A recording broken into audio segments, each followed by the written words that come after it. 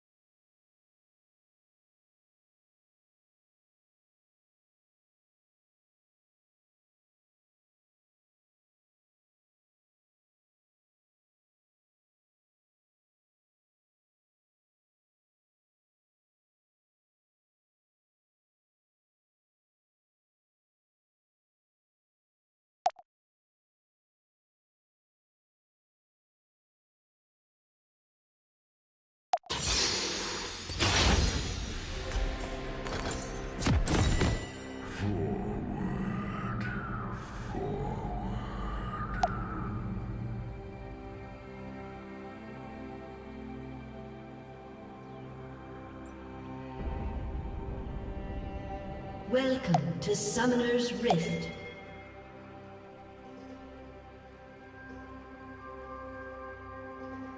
Do you hear them? Minions have spawned.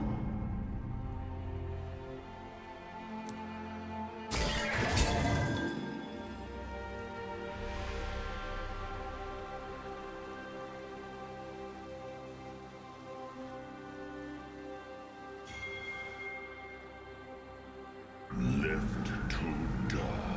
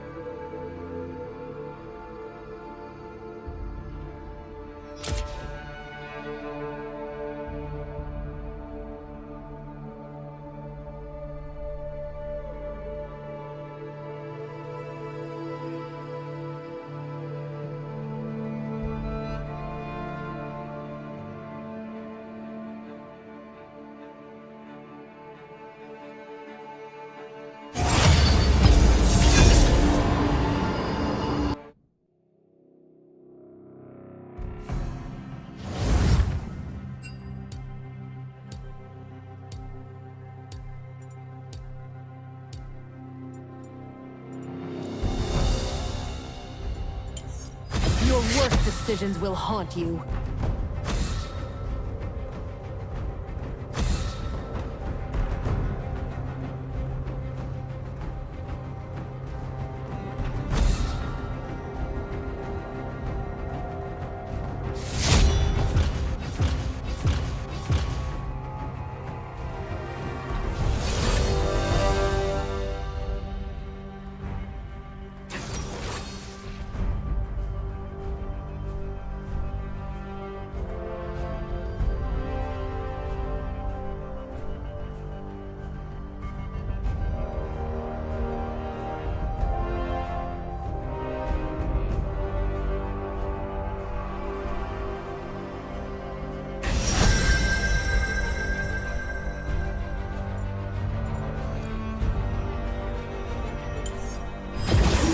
Call me king, call me demon. Water forgets the names of the drowned.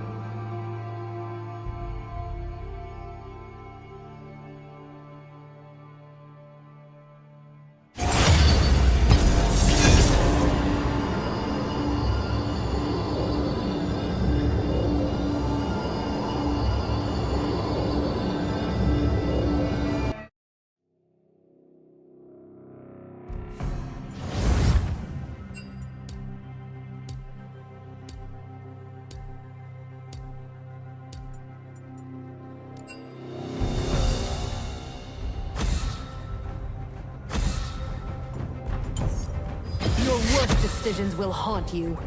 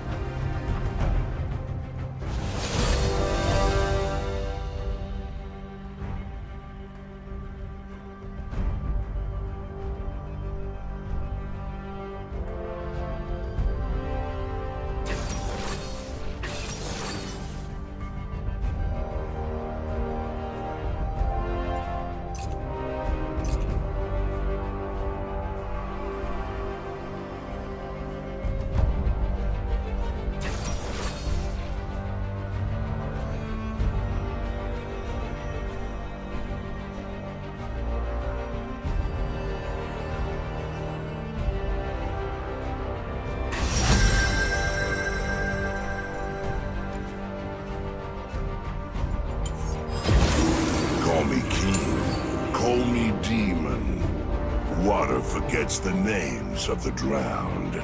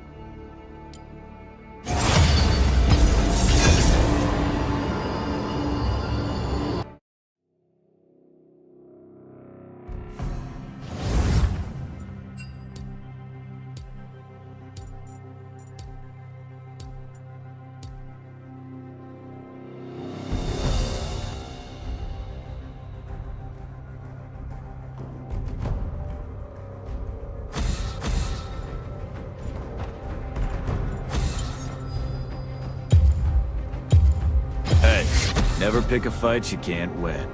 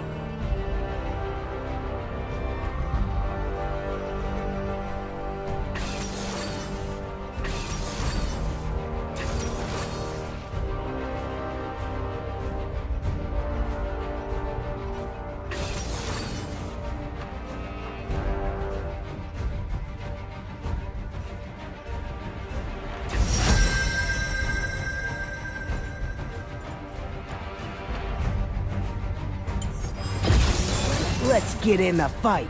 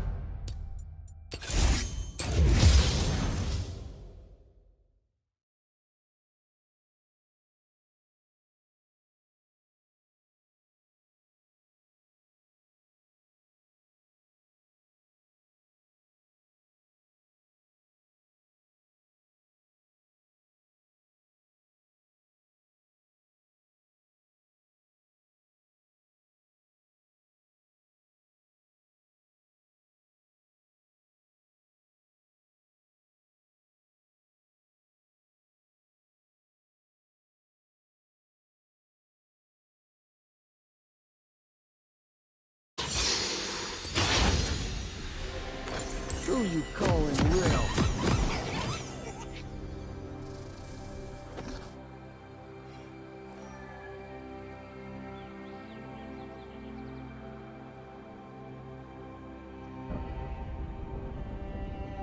Welcome to Summoner's Rift. You don't have to tell me twice.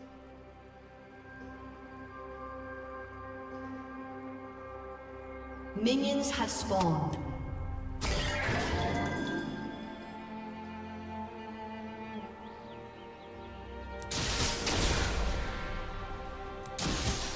Now we're cooking.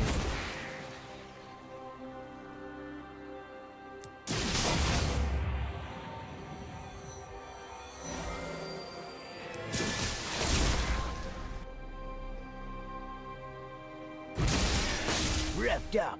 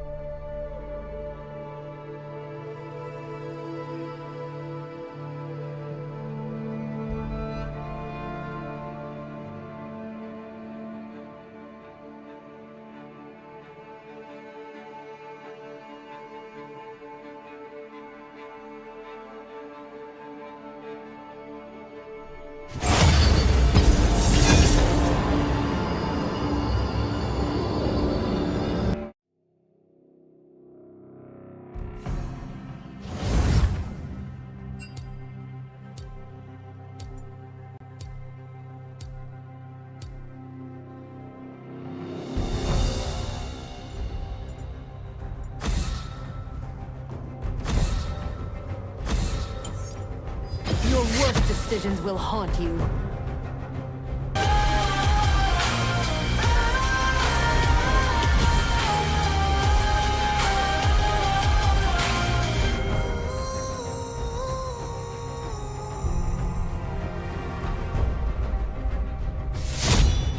찬스가 향합니다. 지원의 이 길을 막을 사람이 없습니다.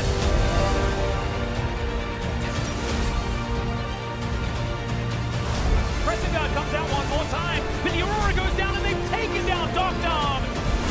패스를 그래도 빨아들이면서 팔지. 이거를 가장 많은 관심을 받고 있는 두 팀의 경기, 진짜 T1의 경기가 여러분들을 기다리고 있습니다.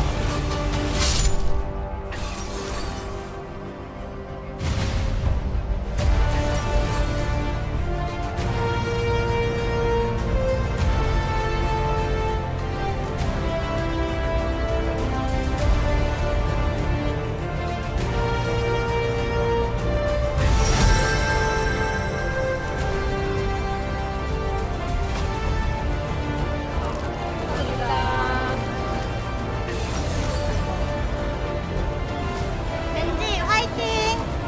로 화이팅! 기원 화이팅! 기원 화이팅! 기원 화이팅! 기원 화이팅! Hello and welcome to Saturday Showdown. Gen G up against T1. T1 against Gen G. It is back and we are here on this Saturday and I'm with you again, Ox. How are you doing today? Pretty good. Excited for the match today. I'm looking forward to see how these teams go head-to-head because I think both of them, there's been mixed levels of form. Obviously, we hold them to such a high standard as two of our teams at the very forefront of the league. And I think recently they've started to ramp up, and I think this will be a good test for both of them, how this matchup goes. This matchup often delivers. Usually, it's Gen G who gets the advantage, but, you know, T1 often give a good fight back in return. So I think this will kind of be telling, especially as we move towards Road to MSI. It's not just these teams trying to figure out where they're at, but also every other team looking at them and thinking, how much of a threat are Gen G and T1 going to be? Yeah, I think it's kind of crazy that for a large majority of the LCK up until this moment, it's really been about Life Esports, it's been about KT Rolster, obviously a little bit less about them nowadays. But Gen G and T1, they're the two titans of the LCK, and, you know, they feel inevitable. We were just wondering, you know, it was a matter of time. When was T1 going to return to form? When was Gen G going to return to form? And I feel like they're getting their Ox. And you remember last Road to MSI, Life Esports went up 2-0 in the upper bracket. One game away from MSI, only to get reverse swept and then beaten in a sweep by T1. So yes, they're on top right now, but definitely seeing these two teams as a threat, not letting them get the jump on them. Seeing a lot of the fan votes leading towards T1. And I think, you know, we saw obviously the talent vote was very split between them. I think it's a hard one to call. I think obviously we've seen a lot of matches that give indications. We've seen some great performances across the board from different players, but I think on the day, it's always just who comes up clutch. Yeah, I think it really does come down to that, the form on the day. And the thing is that both of these teams' forms are getting better and better. Even the players themselves have talked about, you know, Dorn was saying, you know, I know my form wasn't great at the beginning of the season, but I've been practicing hard. I didn't have a good read on the meta, but now I'm getting it. And he's been showing up. A lot of the different players on both of these teams have been showing up. And it's kind of why the talent vote is so split, because they're both very strong teams, but they're both improving at a similar rate. So we don't really know exactly right now, based on the matches we've seen, who is actually better. And I think this is a really nice moment to try to figure that out in this one best of three at Saturday Showdown. Yeah, and if we look at the standings, even though Gen G has a different edge currently, still pretty close, still very close. And that's not something we often see. Often Gen G has the more immaculate record when it comes to regular season. But here, this is a real T1 to get the jump on Gen G and climb the ladder a decent amount. Yeah, I think, you know, trying to figure it out here in this one best of three. It could feel like it's all leading up to this moment. We've seen in the past where You know, either of these teams is doing well, but then they face each other in a best of 3 and it doesn't go well, and then all of a sudden the form really dips after that because it's kind of a curveball thrown in the middle of your season, or in the end of the season, or the beginning of the season. Really just depends on when they do face off. As the fans are out here in force, we have a full house. Not too surprising, I would say. Yeah. Especially for a matchup like this on a Saturday. A lot of the fan signs, you know, Yenrang versus Addy, always a fun one. Haven't seen them yet myself, but maybe they'll show up later. Yeah, we did have the fan mascot fight at the home ground, which was very nice to watch. I believe that was with Nex, right? During the BNK FearX match that T1 had with them. Yep. And definitely a lot of eyes on the mid lane. Faker, nowadays, very much in the limelight with all of the ads that are coming out with Karina and stuff like that. Good stuff, very funny. But, you know, we'll see how he feels after a match like this. And he had that pop-up series as well, you know, playing the Akali against Scout, getting lots of solo kills and such, showing that even at 30 years old, he still got it. And that, you know, you can carry a League of Legends game at 30. I might also be 30. He's doing it for all the 30-year-olds out there. He's one of us. Yeah, but you turned 31 this year, don't you? Yeah, but I can... I'm putting that off for now. I'm not thinking about it. Yeah. Yeah. It's okay. You're not there yet. And excited to see Keria playing once again. Definitely one of our more interesting support players in terms of the picks that he brings out and the play that he brings to the Rift, always creating highlight reels for himself and getting palms as well. We've talked about this a good amount, just the fact that we have such a wide pool for supports at the moment. There's so many picks that are being played, so much variety. Really allows you to flex your muscles for a player like Keria. I will say, generally, in terms of flexing muscles, we haven't seen that much craziness from the new patch that introduced, you know, new runes, new items. I feel like things have generally been quite tame. It's mostly been picks that were played already, adopting those new systems to get a bit of power boost. But if you compare to some of the stuff that seems like it's really overpowered, we haven't really seen this rear its head yet. So maybe this is a series where it comes out. You know, Canyon obviously had a Skarner that he's been bringing out for a while that's gained a bit of popularity. But I definitely think there's more untapped potential. And if you're going to lean into it, this may be the game in match 67. What was that, Ox? What? Huh? What? Oh, which match is it? I was just reading the match number. It's there. Oh, what does it say? 6-7. Huh. Interesting.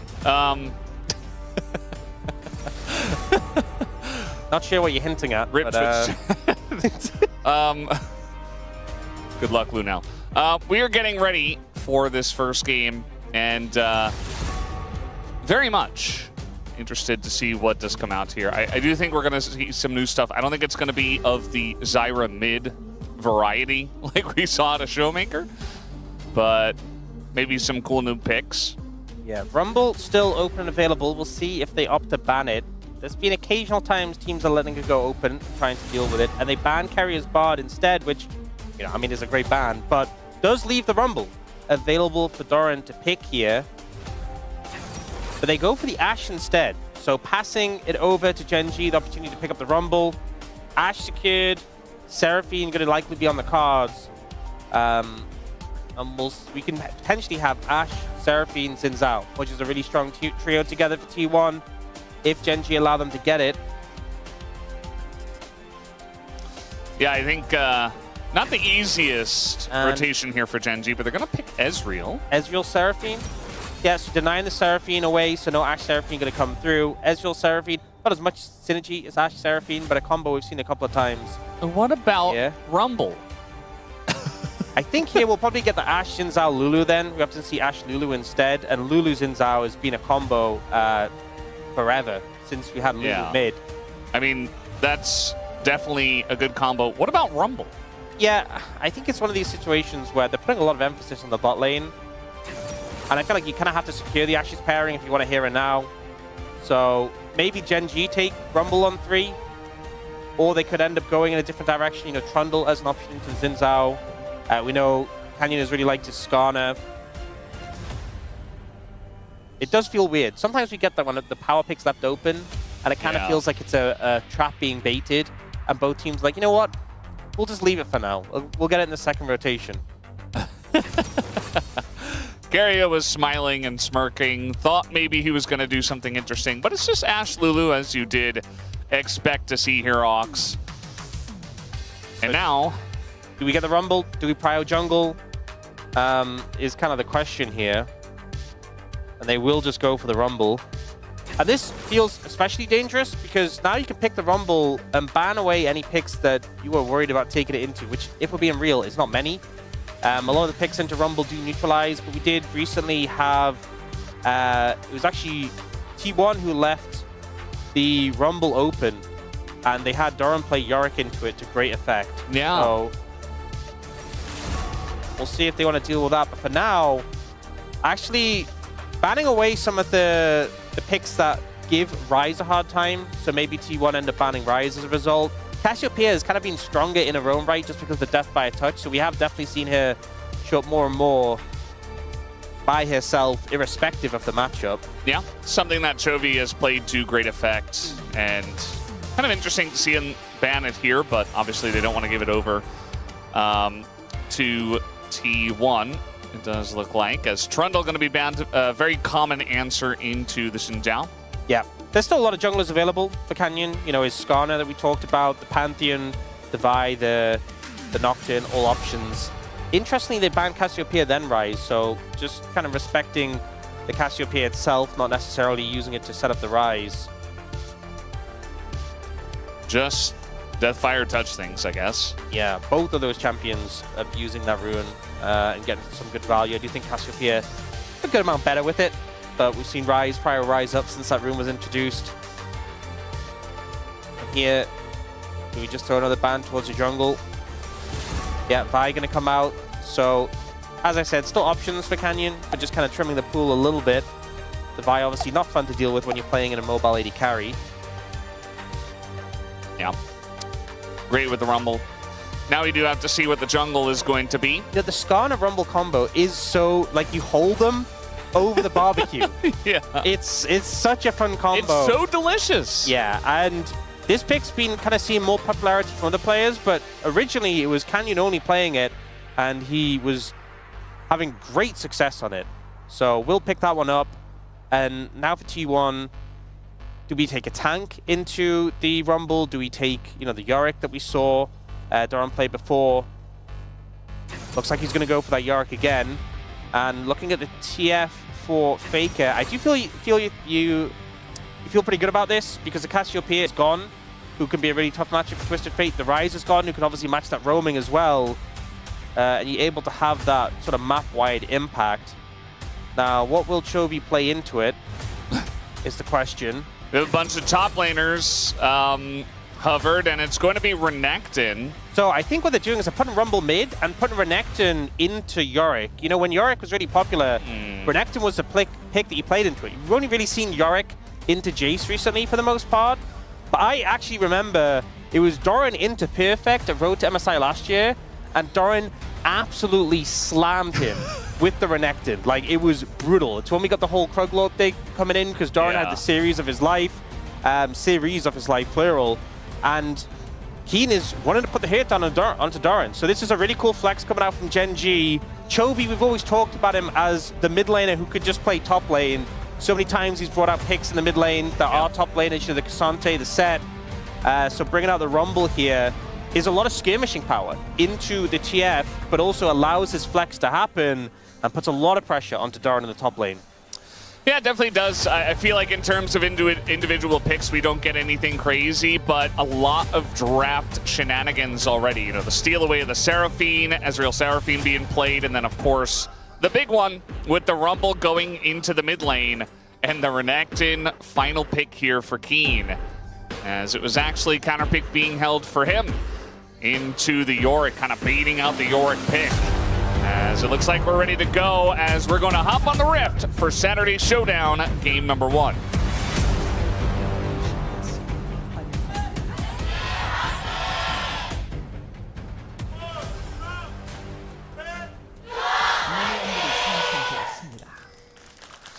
Here we go, match 6-7, game number 1.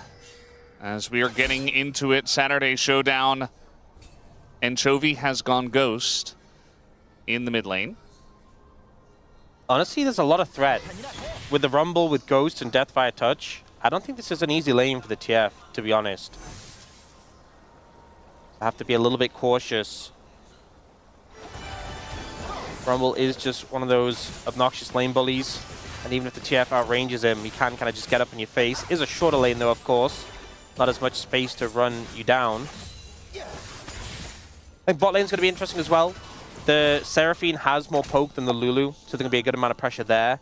And the Ezreal, if you're hitting your skills, a lot of poke. We've seen the Ezreal having great success recently, especially around the level 1. You can see already Willa and Duro have the push in the lane. But I think you can't fully disrespect the Ashe Lulu. If you overstep, there's a lot of sustained damage.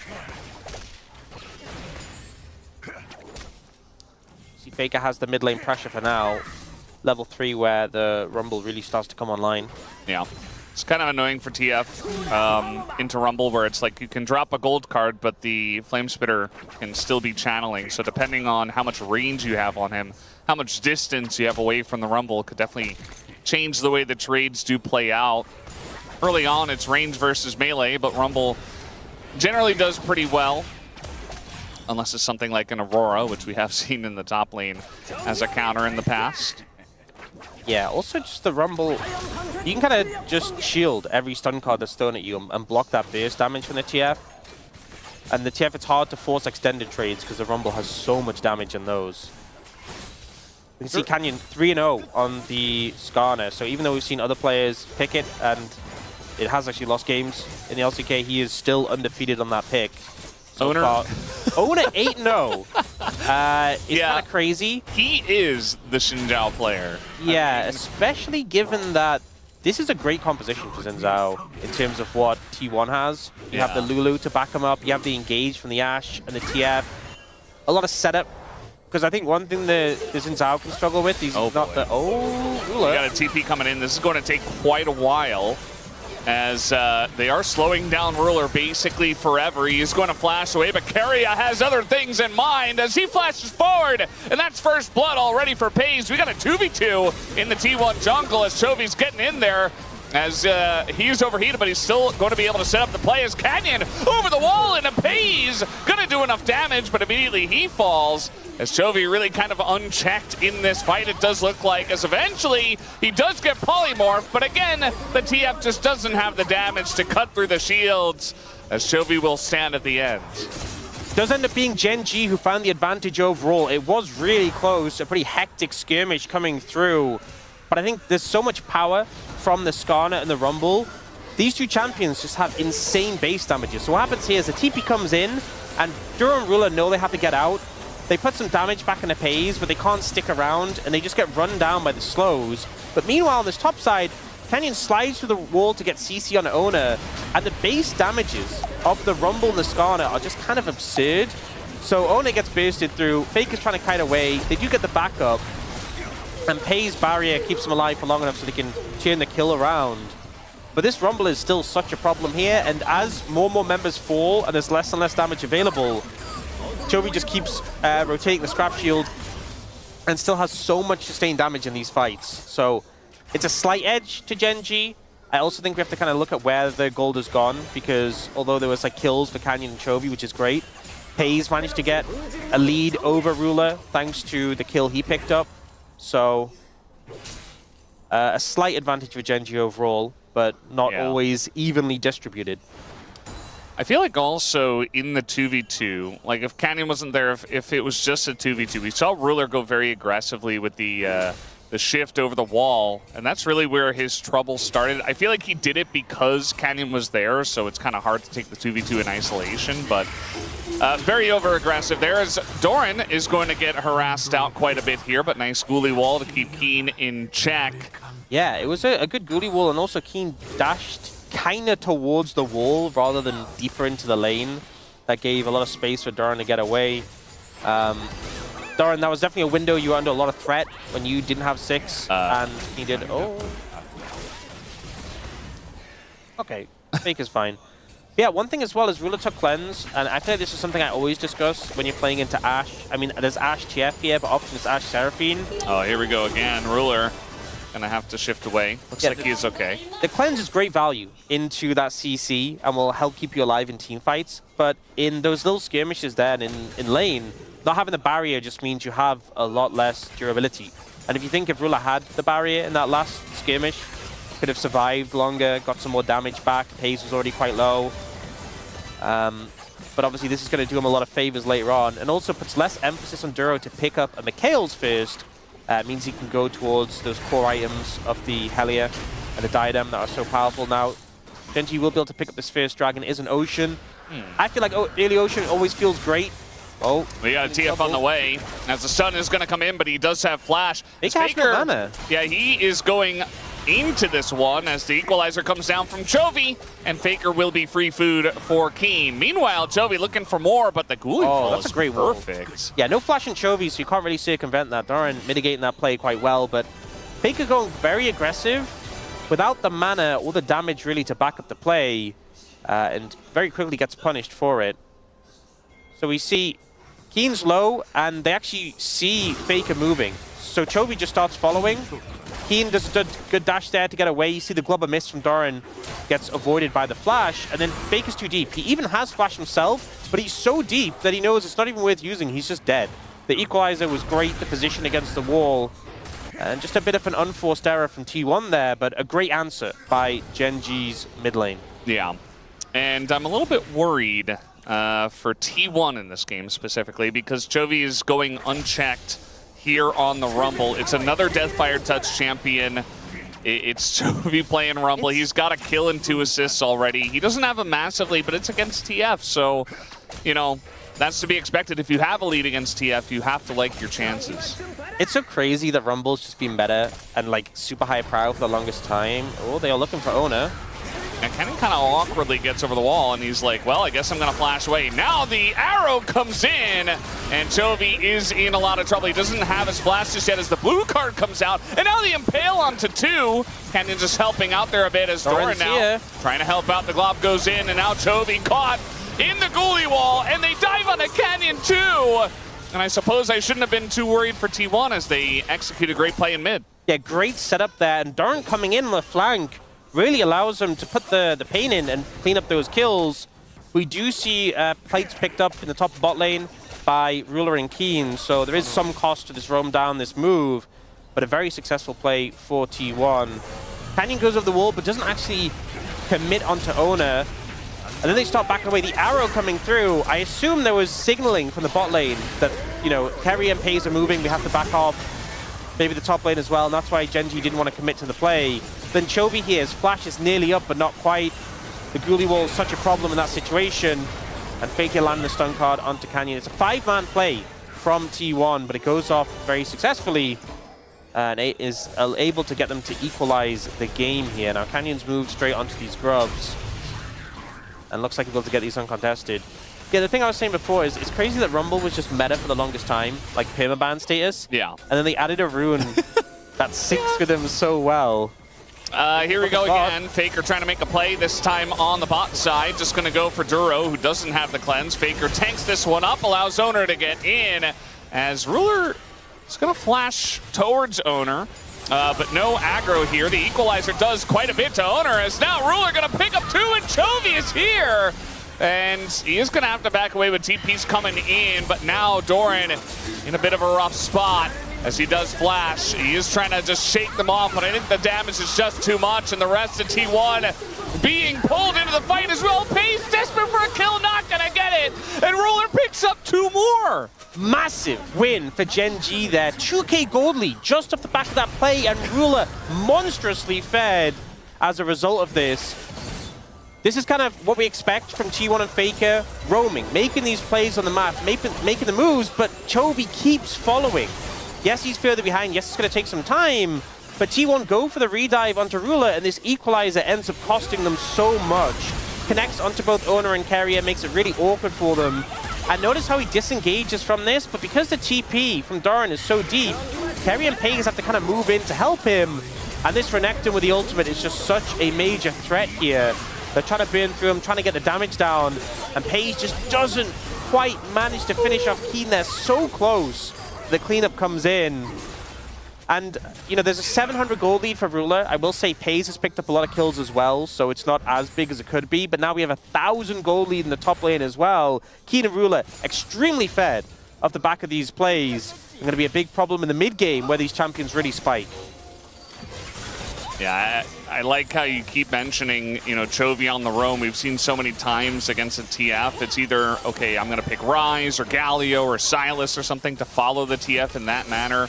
And if you don't, you're kind of just like, well, he's bot, I'm just going to push mid. But Chovy's like, no, this play is going to extend for quite a while. I will get value eventually. And Rumble has that long-range ult to help out from at least a little bit extra range and really has been helping out in both of the side lane plays.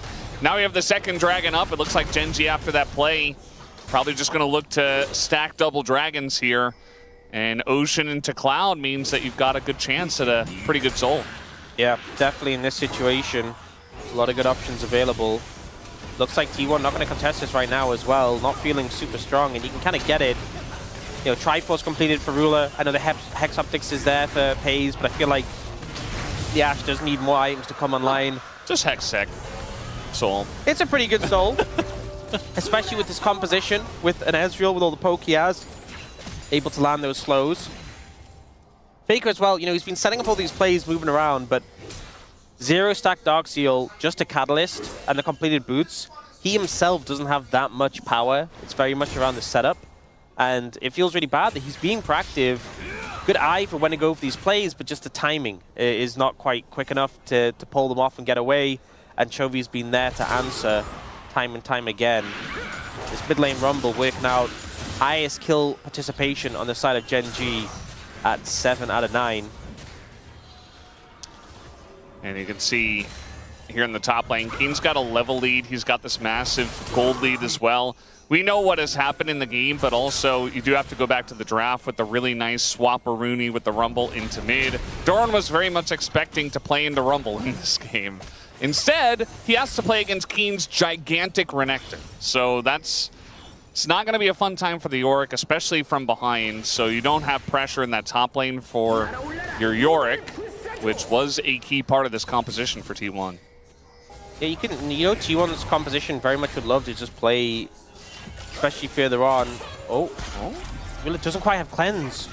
Yeah, I mean, they're going pretty deep for this one, but he doesn't have Flash, doesn't have Cleanse, and with 3 members of T1, that's a big shutdown for Paze. Look at the Cleanse. It's now available. And whenever I see someone dying in a situation like that where the summoners are seconds away, I always think, you know, T1 must have had really clean timers. Throwing the arrow at Ruler just before his Cleanse comes available, managed to pick him off, and unfortunately only now has the summoner, so a good pick from them. And another kill for Paze. Actually puts him ahead in gold off his counterpart. Yeah, we actually have the exact timer from production. Cleanse was 6 seconds away. So, unlucky, I guess, Ruler. But yeah, as you mentioned, really good timers. I think sometimes, you know, if it was a one-up, you know, if this happens in solo queue, you can like, maybe it was just lucky. But when it happens with pro teams so frequently, and T1 in particular, definitely feels calculated, able to find this angle onto Ruler. And it must be frustrating from his point of view. I feel like in that scenario, you do hit the Cleanse button, and you're like, man, because it's almost lit up. Yeah. But not able to find it there. Yeah, it's a really nice pick for the side of Paze, just to kind of equalize the golds. And, I mean, this Ashe, especially with the Lulu, is going to be very strong in this game. They're going to need him to be strong, because he will be a large portion of the damage. Yeah, and there's a pretty bulky front line from Genji. You know, Rumble being an AP bruiser, the Skarn obviously very tanky, the Renekton as well. You're going to need Paze to shred through them for these team fights to go successfully. That being said, T1, I was kind of talking about before, definitely can play through the side lanes as well, at least was the plan. But I think with Keen being such a threat, might make things more difficult. You can see right now, it's Faker holding off the Renekton, and it's Yorick into Rumble, which I think other matchups T1 does feel better about, having that Yorick into the pick they expected to play it into. But for now, we are seeing the Herald being started up. And T1 not looking to contest, and it's Grubs, it's the first 2 dragons, it's now Herald. Genji have just had a complete monopoly on these neutral objectives. Yeah, like it's not a game-breaking lead that they have, but it's a very comfortable one when they're just able to take everything on the map, and of course the Renekton is very fed. And yeah, just quieting things down. I think we are going to have a fight here for this next Drake. You can see that T1 are already trying to move as 3. It's actually the same 3 that got the kill on the ruler. So just kind of roaming around the map together and allowing, you know, the Yorick and the TF to play sides. Definitely the way you want to play it here for T1. I think there's such an easy opportunity for T1's composition to get behind someone like Duro. Duro goes to ward, and you can just appear behind him with the TF, set up with an Ash Arrow. Ruler does have his summoners back, has the cleanse. I mean, everyone has their summoners, apart from Kerry's heal and Faker's TP, so I think Duro is a pretty easy target if you can get behind him. But right now, Keen is on top of Faker, and he's taking a good amount of damage. We'll be able to gold card and walk away, but playing against this Renekton, who's 2 levels up, doesn't feel too fun right now. He's going to go for a reset here. I don't know if Keen will be very killable in these fights when it does come down to it. I mean, unless he is really putting his face into it and spends a lot of time with an Ashe. Ruler just completed his Murman. It's not quite fully stacked. Not sure if he'll be able to get it up in time for the fight. But it's a pretty big 2-item spike. I feel like as Ezreal, you can see like maybe if you keep this wave around for him and he casts a bunch of abilities and then maybe hit some Qs. It's more just on the item cooldown. He's still 24 stacks away. Starting up the dragon. T1 are just bursting this one down, but Canyon is in there, not able to hit the smite. As now Keen, can you deal with the crocodile? That is what we need to see as a big equalizer going to get them along the wall, and the Encore is there as well. They take down Doran. And that's going to be what Genji get out of this fight. But T1 at least are able to pick up the dragon. They're looking for more. Yeah, I mean, this is just one weak turret down on the bottom side of the map. They got to be careful about diving into a TF, though. But Faker already going to take a bit of damage. Flash comes in. There's the stun. As Keen also getting ahead of himself. But that's Chovy now in the back line. Nobody to answer him. But Pace does take him down this time. Not exactly the cleanest, but they do get it done in the end. 2 more kills for Ruler on the board. Gen.G could have easily walked towards mid lane. They had the path to get over there without T1 being able to cut them off. They could have just taken mid tower, but they saw blood in the water and opt to go for the cleanup instead. We see T1 have control. They want to force this immediately and manage to secure the dragon. But then Keen comes in, disengage from Ona's really nice to get the Renekton out. This equalizer into the Encore does so much work, and honestly, if not for some good flashes from T1, could have been absolutely devastating for them. But then here, Gen.G opt to continue. Instead of moving towards mid, taking that tower for free, they go for the play here. And we see Keen very aggressively putting forward, sacrificing himself. The rest of T1 move to respond, and then Canyon slides in. It gets a bit messy here, because Ona gets a lot of healing that keeps him alive long enough to take down Duro. But Ruler's basically untouched and just pumping out damage throughout this fight. He's now hit that 2-item spike with a completely stacked Manamune in 6, 2, and 4. I mean, both AD carries with a lot of gold right now. Yeah, I mean, you saw Paze. He was desperately trying to pump out the damage underneath the turret, and they're basically on the same amount of damage. Delta champions, the 280 carries, and a lot does hinge on especially the T1 80 carry to output that damage. You know what's crazy is that we went into last fight with all flashes up, and we come out of it with every single flash burn apart from Doran in that passage of play. Yeah. So both teams throwing everything at that to try and navigate their way through it. It's Gen.G with a gold lead. Yes, T1 stopped them from getting that dragon, stopped the dragon stacking towards the soul. But Gen.G feels like they really have the pressure right now, and a lot of their champions spiking super hard right now. I mean, Faker is not even up in the lane. He's just kind of near his turret, but still the Skarner power shown here by Canyon. Able to get over the wall, and it's not much that Faker can do. Yeah, one of the big strengths of the Skarner is being able to circumvent that terrain and just end up coming from behind the Twisted Fate. He'd already used the stun card onto the Rumble. Didn't have any way of preventing Canyon from getting onto him. And it's just more gold into the pockets of Gen.G. Should be able to pick up this tower as well if they want it. It looks like Chovy's just going for the recall. Yeah, it appears as if they don't want it at this point in time. We do have a Mortal Reminder third here, actually already completed for Paze. Definitely going to be key into Seraphine, but also into Renekton. Skarner as well. Even Skarner, yeah. So definitely the right item. A lot more Mortal Reminder than LDR recently. There is a decent amount of healing going around. They're obviously missing out on that extra damage amp for some of these tankier targets. Yeah, 1:30 till Dragon. Honestly, feels like we just had that last Dragon fight, but we're going right back into it. Those flashes will be coming up for that. Yeah, it feels a little bit like deja vu, especially with Ruler backing. You might be able to pick up an item here with those two components. Yeah, Spirit Shojin, that's going to be his third item, as the 80 carries on item parity in terms of amounts. Right before this Dragon fight, just a minute to go.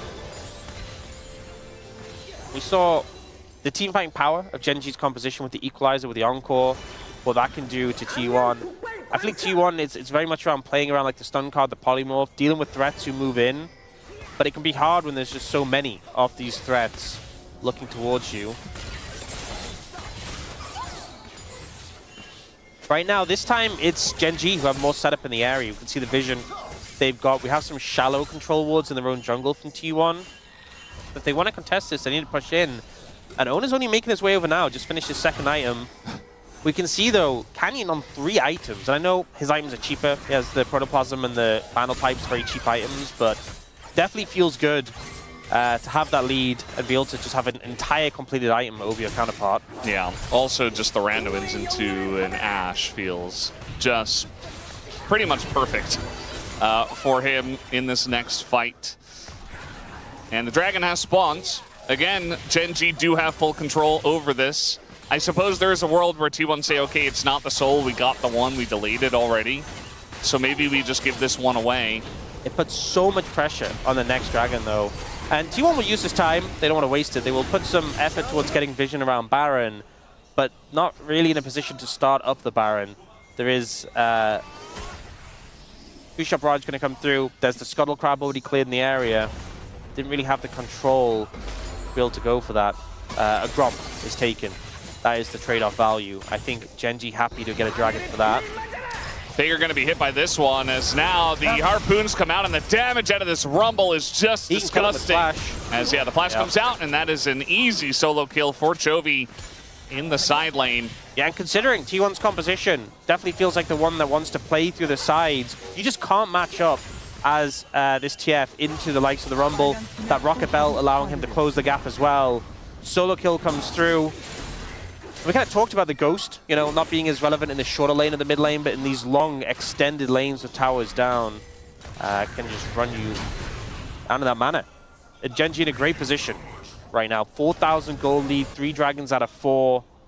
Everything kind of seems to be going in their favor. Yeah, and this is what I was talking about, you know, with the nice Swamperoonie with the Rumble into the mid lane, is that in the side lanes, you don't really have a good option as T1, as Chovy just rounds the bend. He says, I'll look for the kill.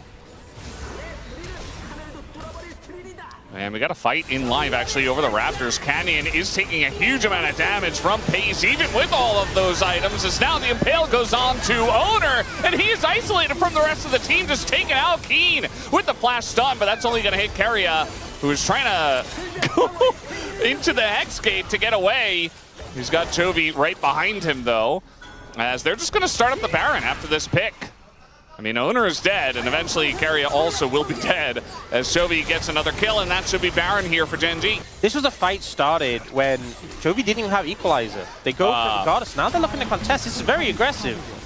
I mean, it's essentially 3v5. You don't really have an angle, and now Chovy's right here. Pace is alone. There's nobody to help him, and eventually T1 will just scatter and die. Genji will pick up the pieces. They also got the Baron.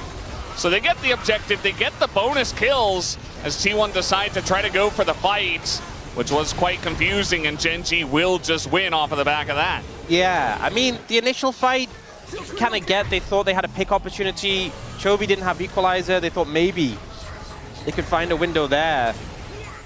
You can see them setting up in this position onto Canyon, but Canyon's just so tanky.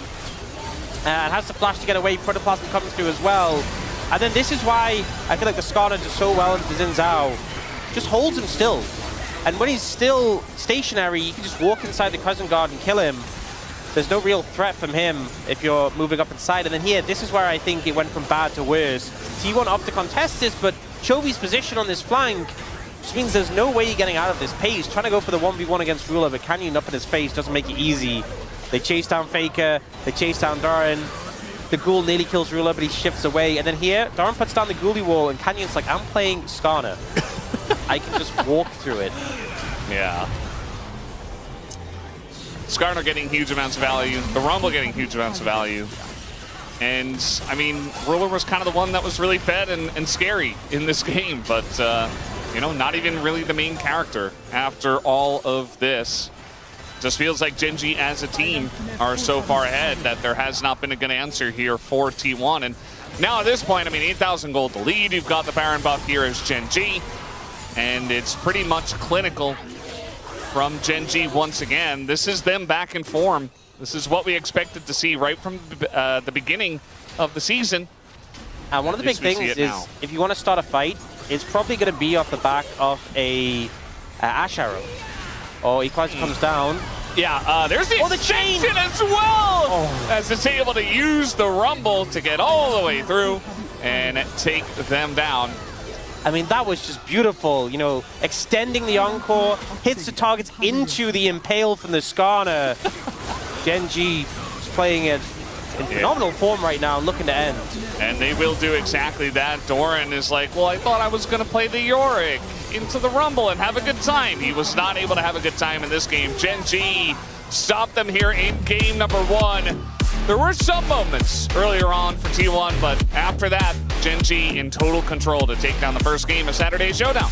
Yeah, Gen G kind of just suffocating T1 out after they got that advantage. I feel like the draft as well, flexing the Rumble to mid lane, not something we've seen before this year. And Chovy just demonstrating his wide pool, dipping into the toes of some of these top lane picks to great effect.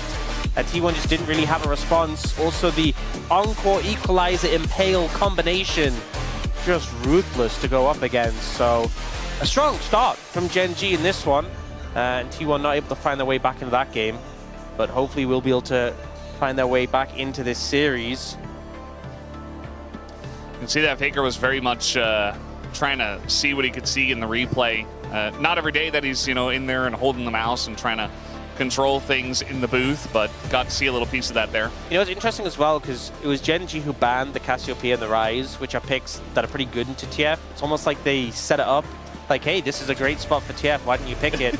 And then Chovy having a great time on the Rumble in that matchup, getting that solo kill as well in the side lane. On pretty terrific form right now. Yeah, draft masterclass and a great game as well from Gen G to take it down 1-0 here in Saturday Showdown as we'll head into the break.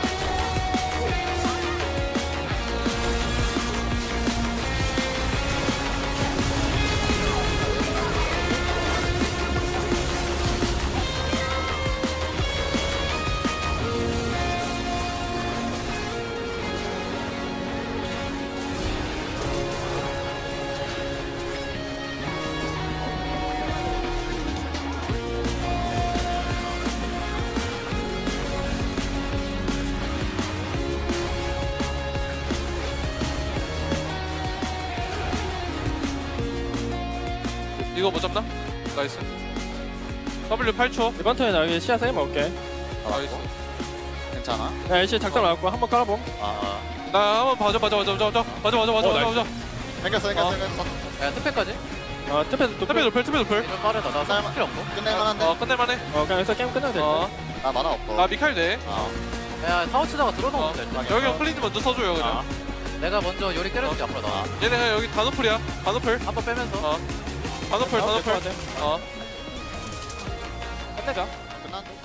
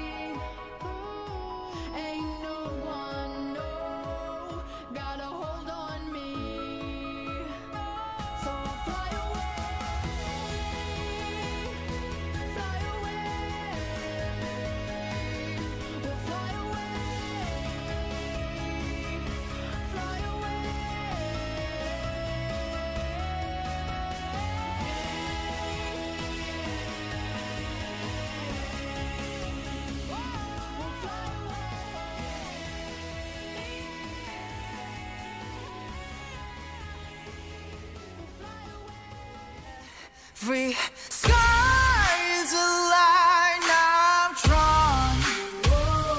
Cut by cut, mark by mark, mining forever in the stone.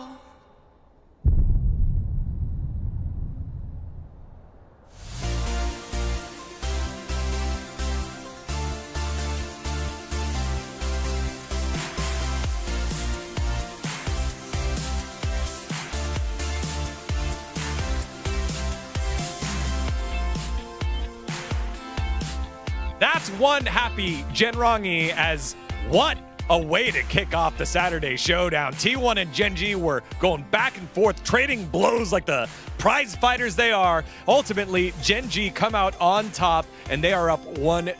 Digon here alongside Wolf and Wadid, and man, it just feels so good to get these two teams playing against each other at such a high level. One of the best regular season games we've had all year long. Insanely high level. I want to start talking about the draft right away because Wadid and I had some thoughts, but the Rumble into the TF is actually such a great answer. Now, the Rumble was early, and they were able to flex it with this Renekton counter pick here. So unlike Gen.G, they usually don't do stuff like this, but it was actually the global answer to the TF. We've seen picks like Sylas in the past be used to follow the Twisted Fate. Rumble just followed with an equalizer. He's like, I can shoot this from basically a screen away. It doesn't matter. And Chovy had such a good time playing around T1's rotations, and this was just a masterstroke here in the draft. So you can never out-push Rumble, but on top of that, he already had the experience the Rumble made. He already played 10 times in his career. And the thing that he picked the Ghost to follow the TF from, it kind of affected a lot as well. All right, let's see how it all shook on up. It started with a pretty big skirmish down on the bottom side of the map that went the way of Gen.G. So then T1, they're on the front foot. They try to make a play here on Keen, and Keen says, not so fast, my friend. Oh, he's a Renekton with a lot of fury here, so actually can play through this wave and get a little bit of extra healing. Baker commits the ultimate here, right? Look at this buffer from Keen. He's buying more space, and then guess who shows up? It's that global answer, right? With the Rumble. The equalizer placement here is fantastic. Look at how far away Chovy can impact this play with. This is exactly the type of moment I'm talking about with the Rumble answer to TF. But I think T1 didn't stop here. The Ash Arrow hits the Rumble in the mid lane, and I think this is the way how T1 wants to snowball on this meta. They just look for every single skirmishes around the mid, and as a 5, I think they just know that they can just fight around the mid, and this is the power of the T1 right now. You can see with Doran's roam as well, like how long ahead T1 had planned that exchange. Now we're going to see here again an attempt on the bottom side for T1. They have the gold card set up here. Ruler, though, just so difficult to pin down. Yeah, and I think they kind of like misplayed this one. I think if they really wanted to dive Ezreal here, I think the carrier should be the one who's tanking the turret, but I think they overcommit on the turret, and Ruler plays it so perfectly. And again, the Chovy Rumble is on the bot side to clean that up. Yeah, I love seeing the buffer of the Ez ult there during the stun card.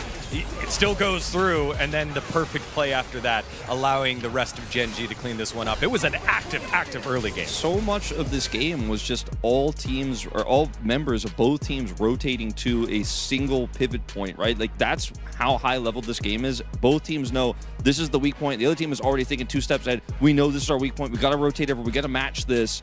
And it was just so incredible to watch. Like, all of these fights that look like a simple dive turned into a full-blown 5v5 effectively. Yeah, after that then, about a 2,000 gold lead for Gen.G after the back and forth, which led us to the Drake, and this is where the game broke open.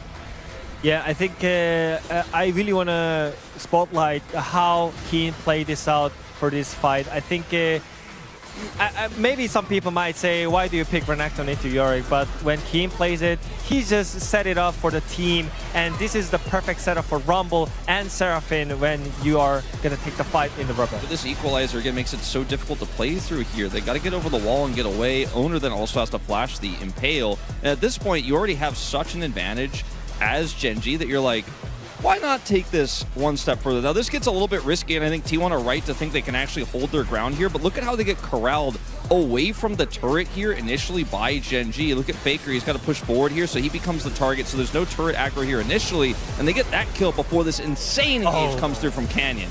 This looks just insane. I mean, maybe it was not the perfect dive from Gen.G, but it showcased that how impactful that the series is. Like, everyone is going for the plays and the kills, and this match is just insane. So confident the way they played that, right? Canyon splash forward. They know the summoners are all down for T1 from the initial part of that fight, and at the same time, they're also so incredibly confident they could go, we could just walk away. We got the edge here, or we could win this game right now. And they all just go in and they win the game in that moment. It's crazy. And that was the part that I loved, because Ox said it on the broadcast. Mid was wide open, but Gen G wanted to make a statement, and they did. That man there was one of our spotlights in Chovy, who did everything and pulled out a unique pick here with did. Oh yeah, it's gonna, I mean, I told you, it's about Chovy versus Faker once again, and now T1 picked the blue side as a first selection, and I think this kind of showcases that they really want to play on both sides, and blue side is known as a side of the play when you really want to play through both sides, and I think it's gonna help them a lot. Well, the reigning LCK champs showing off exactly why they've been doing it for so long. That man on your screen, pinnacle to their success. Let's see what happens here in game number 2 with Valdez and Ox. Thank you, Spacers, for that great breakdown. Love all of the focus on those early game fights, and then the Dragon, where it really got blown open, as it appears we do have some special guests today. From the Asian Games gold medalist for climbing, we have Chun Jong-won, and Jong-won Chun, I guess is how you would say it in English. And then we also have volleyball player Sungjin Lim there on the left. So cool to see them coming down and supporting the LCK. Yeah, super cool. And climbing as well. I know you were part of the Seoul Climbing Club yourself a while ago. Yes, I did do some bouldering in my time. Yeah, maybe you could ask him for some tips. And then I had a child. Oh. I mean, you could just strap him in like a little baby harness and climb up. You know how bouldering works. You gotta get close to the wall and everything. It's hard. Maybe you can be on my back though. That might be a backpack safety issue. No, it's okay. It'll work. So yes, blue side selected here by T1, and Gen G go for first pick. So no second pick, counter pick shenanigans from Gen G after that. And at the moment, I mean, Gen G, they look like they're back in form. And unless T1 can prove that they can actually go toe-to-toe with this team in game number 2 here, it might just be Gen G taking this Saturday showdown. Yeah, we've had so many 2-0s recently.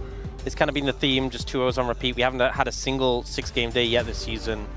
But if there's any series I'm hoping goes to 3, it's this one. Gen G now on first pick side.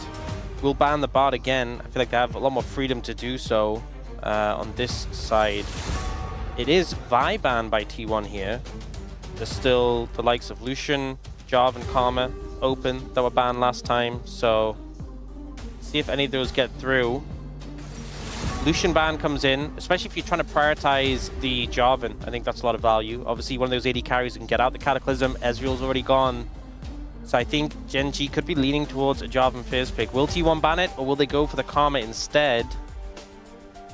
I'd say I think you need to take Karma away. I think she's just too strong, especially with, you know, game 2 coming along and some options for the bottom lane taken away. You still have Caitlyn and Jhin available for Karma lanes. They're going to disagree with me and go for the Jarvan ban. So we'll see how that works out for them. Going to be a tricky lane, most likely, but this obviously alleviates some of the pressure in team fights and also just the pressure of the Jarvan, particularly in ganking bot lane where there's a mobile picks there. Cataclysm so effective, so the assumption is Gen G prioritize the Karma here, and they will do so. As you said, a lot of pairings are still good. You don't get Ezreal Karma, but you can have Kate Karma, Jhin Karma. And the question is, what will T1 look to answer that with? With obviously the Lulu being taken out. You know, Nico is a pick that we saw Karma often picked as a counter into. Gives a lot of trouble in lane. Carriers, Nico's been pretty excellent, but it does make that option a bit tricky. You could go maybe like Caitlyn Lux here into it. Obviously denies the Caitlyn pairing with the Karma. It's probably going to be like Caitlyn Lux into Jhin Karma, I would assume. There are other pairings you can do with the Caitlyn though. That one seems like a bit of a classic for Keria. Yeah, a lot of thought going into this. I feel like Keria, you know, it's about time to pull out one of his picks and try to warp the game around him. He played Lulu in game 1. He played it well, but it's Lulu. Not going to pick it just yet, actually. Going to go ahead and take the Lee Sin first. Yeah, going to Lee Sin, which, you know, Lee Sin can pair up well with a lot of the supports that pair up with Caitlyn. You want a CC setup support to go with the Caitlyn, and that also helps out the Lee Sin. That being said, we've seen so often, like, Annie Lee Sin be really strong, and I feel like you have to pick the support with Caitlyn here, which means you won't be able to pick the Annie to pair up with the Lee Sin. Don't have the opportunity. It is just going to be Jin Karma, no real surprise there. And then, what does Genji opt to prioritize here? Are they going to match in the jungle? They hover the Lux. I think they know what T1 is expected to pick in this situation. Maybe it's a little too obvious. Maybe we get something else. But, yeah. Genji know it. Everybody knows it. Maybe the Pantheon could come through. Actually going to go for the Scion here instead for Keen. Expecting that, you know, with the likeliness that T1 just pick Lux here, or even if it's not Lux, then probably Annie. I feel like T1 don't really have the space to pick a top laner into the Scion right now, so they feel like they could just take that pretty freely and have that big bulky front line. I expect it to be the Lux, but it's Carrier. He can always go in a bit of a different direction. Yeah. At the end of the day, you know, we could have seen a whole host of different things, but they do want to go for the premium duo with the Caitlyn and the Lux. Yeah. Which means no Annie. So I imagine they should just trim down the jungle pool. Because I think Genji's probably going to ban Annie. You know, if you were able to guarantee the Annie, then you'd probably ban Aurora, but I think it'd just be a wasted ban here because Genji will just ban Annie themselves. And also, maybe like the Rise as well is good for T1. So maybe Genji go like Rise Annie bans, I think would make a good amount of sense. That being said, there's still a lot of picks for Chovy that are good into Rise.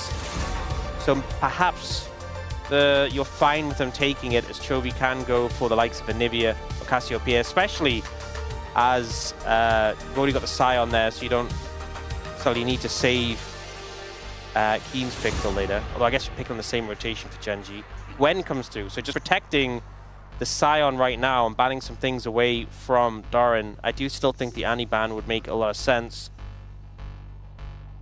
Yeah, I think it's a good shout. Maybe Chovy says, well, I can handle a Rise, so maybe we take away the Annie and the Gwen. Yeah.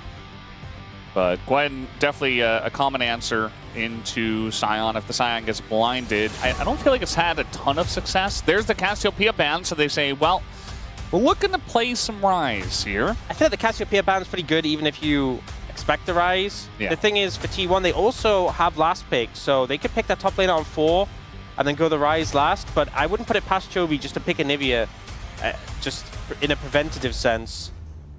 I think the Annie ban makes a lot of sense here. Could also ban the Rise, but we've seen Chovy play that Anivia so many times before. They do go for the Rise ban here, which I think is a bit of a surprise to me. See a ban a decent amount into Faker, so maybe some respect shown there as well, but should maybe be that Annie Lee Sin combo, but gonna get the top laner here to deal with Scion. Yeah, considering the options, obviously, just gonna go for the Ornn. I was thinking if you wanted a bit more pressure, you know, there is picks like the Gnar available, but just gonna match tank for tank. And honestly, with the ornaments being able to be given out to your teammates, even a bit of extra scaling there. And now Genji. Is this scenario where Chovy just denies the Annie himself? Could he just go the Aurora expecting the Annie? Could he even just go Annie Wukong? Annie Wukong's really strong. And it denies that Annie away from Faker. I think it's pretty heads up to take it away.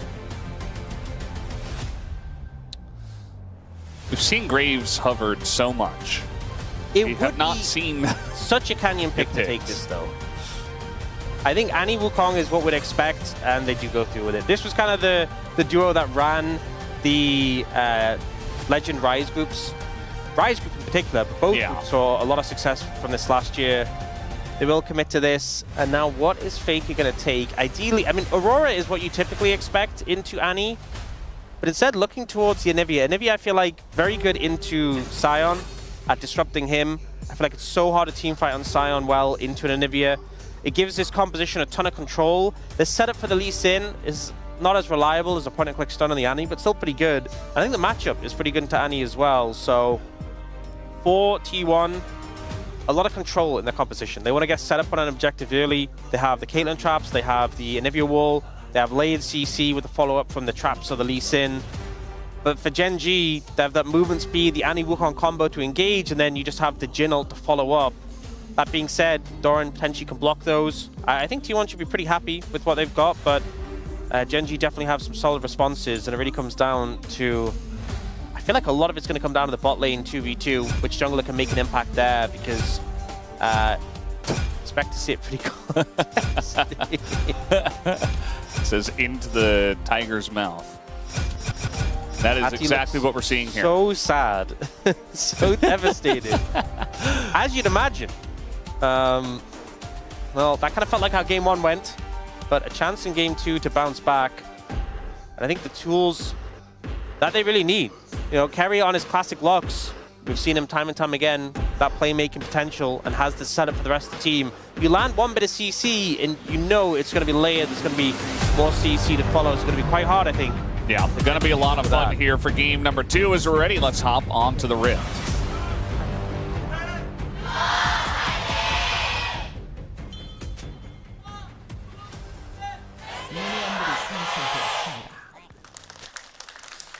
Here we go. Game number 2 of match 6-7. And, of course, Saturday Showdown, very deserving of such a honor to be match number 6-7. You think they planned it? What? You think they planned it? Yes. They're like T1 vs Gen G, Saturday Showdown. We'll just ensure that it's a specific match number. Definitely. Yeah, all plans. I just hope it's not a 2-0. You know, we almost had the full 2-0 week last week. And then KMDRX won a game against Hamalife Esports at their homestand. And that was good. That was good, but we almost got, you know, a full only 20 matches, or games rather. We've already had one best of 3 go 3. That was also KMDRX against KT. As Faker does this very often with his Anivia, plays ultra aggressive and utilizes the egg as kind of a second health bar. His heal's going to be used here just to get away from the binding. As in goes Faker, gonna get the flash out of Jovi. Yeah, Jovi, oh. Ooh, binding is going to sail wide into the mid. That was close. That could have just been a kill on the back of that. You can see Carrier and Paige doing a pretty good job already of having the pressure here. This is a matchup where the Karma and the Jhin could definitely fight back, but Carrier's just been so clean, dodging away from the Qs from the Karma. I feel like it's one of those things where the skill shots of both, I mean, the main thing is the E from the Lux and the Q from the Karma are so easy to land, but if you dodge them, the opposition can just get so much pressure in return. And Carrier's been doing a pretty good job of that. Ruler also going cleanse. One wall could kill Jovi here as the stun comes in, and there's the Sonic Wave. One stun into Owners, not going to stop the Lee Sin, and First Blood set up very nicely in mid lane. Beautifully set up by Faker, not just on this wall and stun here, but also binning the flash earlier allows Owner to make his way in and clean up this kill. So good start here for the mid jungle of T1. Yeah, as I was saying, Ruler going the cleanse here, not as much power in the trades. But we'll be able to get him out of the CC later if needed. That wall, Jovi's pathing looked so weird there. Not sure quite what happened there. It looked like he was trying to... His character was trying to decide which way to go. Yeah, it almost looked like he got stuck in the wall for a moment. Yeah, like he got frozen. Which would thematically make sense. Yeah. Typically, though, Fire type good against Ice type. Do you think Anivia ever thinks of herself as like a Elsa type? Yes. You've seen Frozen, right? Yes, I've seen Frozen. Have you seen Frozen 2?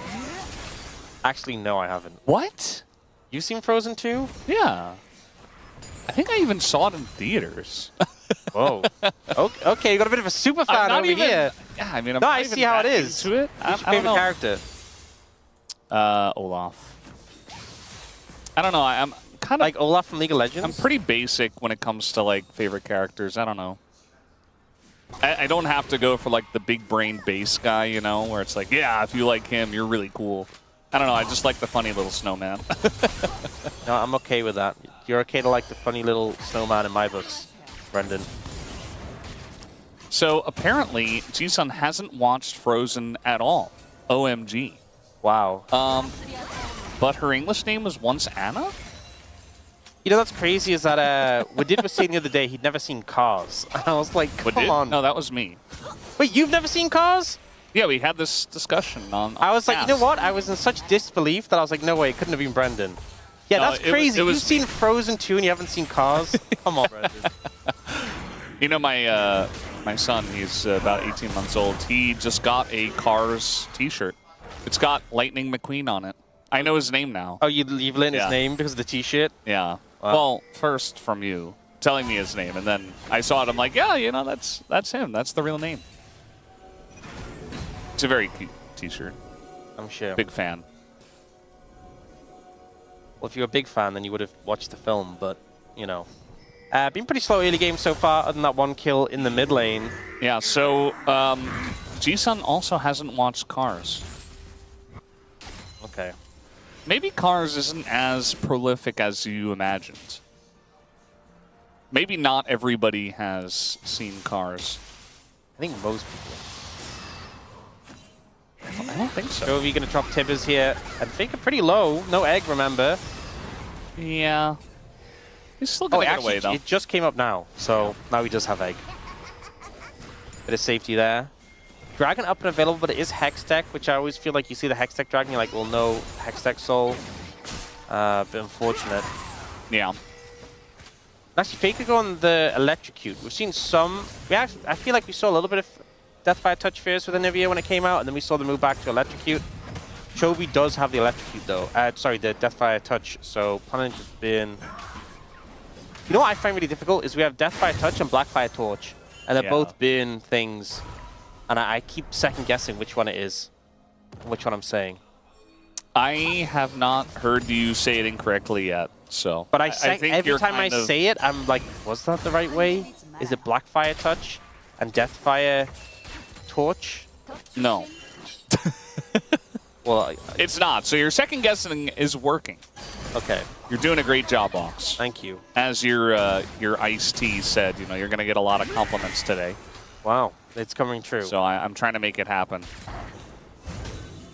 Yeah, are we just going back to tank versus tank in the top lane? I don't think so, but... I mean, Sion's been super successful so far in the LCK. His win rate's great, and I feel like he's just such a brick wall against so many teams. But a lot of the times we see him, it's like Jason to Sion. Here, I feel like you're actually just matching that scaling tank in the top lane in kind. Oh, carry it. Flash, and he lands it. Gonna get the cleanse out of Ruler. Yeah, I think already. He was definitely hoping to get Duro there. I think more threat onto the Karma without cleanse, but we'll burn that summoner. So we have a picture of Chronicler guy in chat saying they should fire these guys, so unprofessional. Ironic from the guy who was fired. The guy who's not here anymore? Yeah. Interesting he would say that. Getting heckled from the guy who doesn't even live in Korea anymore. Yeah, that's how determined he was to get off the broadcast. He just left the continent. Yeah. Trying to set up something here on a Chovy. I mean, they might be able to get his flash, but I wouldn't imagine they get much else. Yeah, flash burnt there. Oh. Doran using the flash to try and catch him off guard. Ono might be in trouble. Yeah, just going to face check straight into Canyon. And Duro. Kick does come out as the binding not quite going to land, and Keria might have to pay for the sins of Owner. I feel like that's so rough for Keria. You come over to help your jungler, and you just get a Wukong kicked into your face. Thanks for that one, buddy. And now, I mean, Keen is here. He's not a brick wall yet. He's still Sion, but gonna flash into Owner, looking for the kill in the 1v3. No wall just yet. Owner getting pretty low, and I think eventually Keen will just die. As Chovy does come over, he takes a look, and he's like, yeah, you're dead. Sorry, buddy. Keen could have just gotten out there. He could have just gone for the flash ult away. Once the wall is down from the Anivia, for sure you could have looked for that angle. Instead goes for the kill and just isn't able to find it. This is kind of what I was talking about. Anivia makes Sion's life so miserable And T1 starting off with an early lead here, winning both solo lane summoners as well, which allows them to potentially look for some setup a bit later on. We've seen bot lane, FaZe and Kerry are the ones with the advantage in this matchup. I feel like the Jhin Karma has the tools to really contest this, but I think FaZe Kerry are just kind of outplaying in the 2v2 so far, getting a ton of plates as well. About a 15 CS lead. And you see the pressure mounting up. In the meantime, Canyon is just doing these grubs. Oner have to heal up off the grub before he can come over, but they're gone by the time he gets there. Yeah. Just watching Canyon playing Wukong. Gonna have to hold that thought, as here comes Kerry on the flank, and Ruler does not have his cleanse anymore. He does have flash. They're looking maybe for Duro here, as Kerry are really holding his binding until the last moment, as the flash is good from Duro. But still a good play set up from Keria to get that flash. You can see him trying to read it, and was pretty close with the prediction. In the end, Duro flashing at a bit of a sharper angle, able to get away. The danger if you get hit by this binding is very relevant. I think Duro's probably going towards Mikhail's first just to try and prevent that. Chovy just gonna find Oner in the jungle. Oner's like, okay, I'm Lee Sin, I jump to my bird. This is a pretty good read because Oner actually had a Sonic Wave on the red buff. Uh-oh. Kerry is in a lot of trouble. No flash, no heal against a Wukong. And now FaZe could be in a lot of trouble as well. They even have Tibbers to tank here.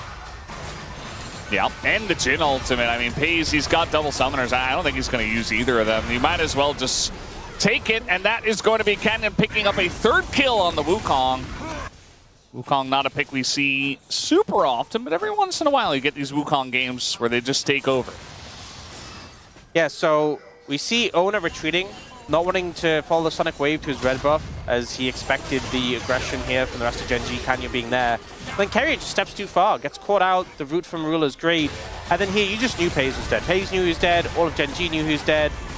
Tries to outplay, but there's just not much you can do against the point-and-click CC combined with the Jhin ult and the Wukong to clean up. It's still actually a minor gold lead for T1, but a lot of kills onto this Wukong, making Canyon a very real threat right now. Yeah, gonna be very important, especially, you know, Oner got that first blood and was able to have a good impact very early on in the game, but the Wukong hits level 6 and all of a sudden Canyon is on the map. He's picking up objectives again, got that early Drake, the 3 grubs. Now Oner trying to make that Lee Sin work for him as he is down in the bottom lane. We got a TP coming in as Oner does go pretty deep on this one. We'll get rooted up, but we got 5 members of T1 here. 4 members of Gen G, though, as they look for the kick. Just going to kick the clone to the side, and now Doran is in a rough spot. The Sonic Wave is going to land, though, as that is a kill going over to Oner, as we do have Ruler at least picking up one. Nice binding here on a Chovy as Oner goes very deep for that one, but certainly going to enjoy that as Ruler desperately trying to clear this wave. And I think eventually will just die. He gets bound up, and that is going to be the end of him. Even get the kill over to FaZe. This felt very scrappy from T1, and for a moment I really thought it was going to go pear-shaped, but they're able to clean up the play, clean up the kills, and get a pretty significant advantage on the back of that play. Let's talk about the things that didn't go so great. Oner goes for a kick onto Canyon in a little bit and ends up getting the clone. Even though we get this initial combo from Doran, there isn't really the backup from the rest of T1. There's the clone kick. The ult can't get changed because Doran was rooted, and Ruler flashes in to clean him up. But despite that, there's numbers advantage still for T1. The one CC hits onto Chovy, the follow-up is there, and Canyon kind of gives up on the play when it's 4 against 2. Ruler, there's just no way you can really go in this situation. Holds the cleanse as well, kind of just knows he's dead. And in the top side, we saw Keen getting some good farm in return, but it just doesn't really feel worth it for the advantages T1 got on the bot side. Yeah, I mean, a Scion getting a little bit more farm in between turrets is like whatever. And you're really going to enjoy that extra gold on the FaZe. We do have this Drake about to spawn. Does look like T1 wants to not get double dragoned this time. So they've got a decent amount of setup, but there's a couple of deep wards and TP available for Keen, so Gen G could certainly look for some kind of set play here if they find an angle. I mean, it's still a very close game at this point in time, as Ruler going to walk straight into the enemy team and just die. Thought he was safe with the Karma. He absolutely was not. Yeah, no flash available. Owner very decisive with the play. Doesn't feel the need to kick him towards his team. Kicking to the side doesn't matter. It sets up the Sonic Wave and sets up the kill. And now it should just be Dragon for T1. Gen G posturing like they might contest, but it's a 4v5. Not the easiest to go for. And you saw Jonas Strong. He's like, well, there is a Wukong down here. But that's about all we have to say about that. As it is Chemtech Soul, by the way. So T1 do get the Drake, but not going to be the highest value. Might not see some gigantic plays over it, as Canyon is still down here. Dorn very tanky. Now Keen is here. Yeah, Ona and Kerry are moving to cover in this situation. Dorn about half HP, but is quite tanky. Just going to try to clear the wave, it looks like, and they get the knockup on the Scion. And, well, the wave is cleared. So their goal at the end of the day is secured. Yeah, and Faker gets some alone time in the top lane in return. So I'll need to answer that. Canyon looking for Pays, but Pays backs off pretty much at the perfect time.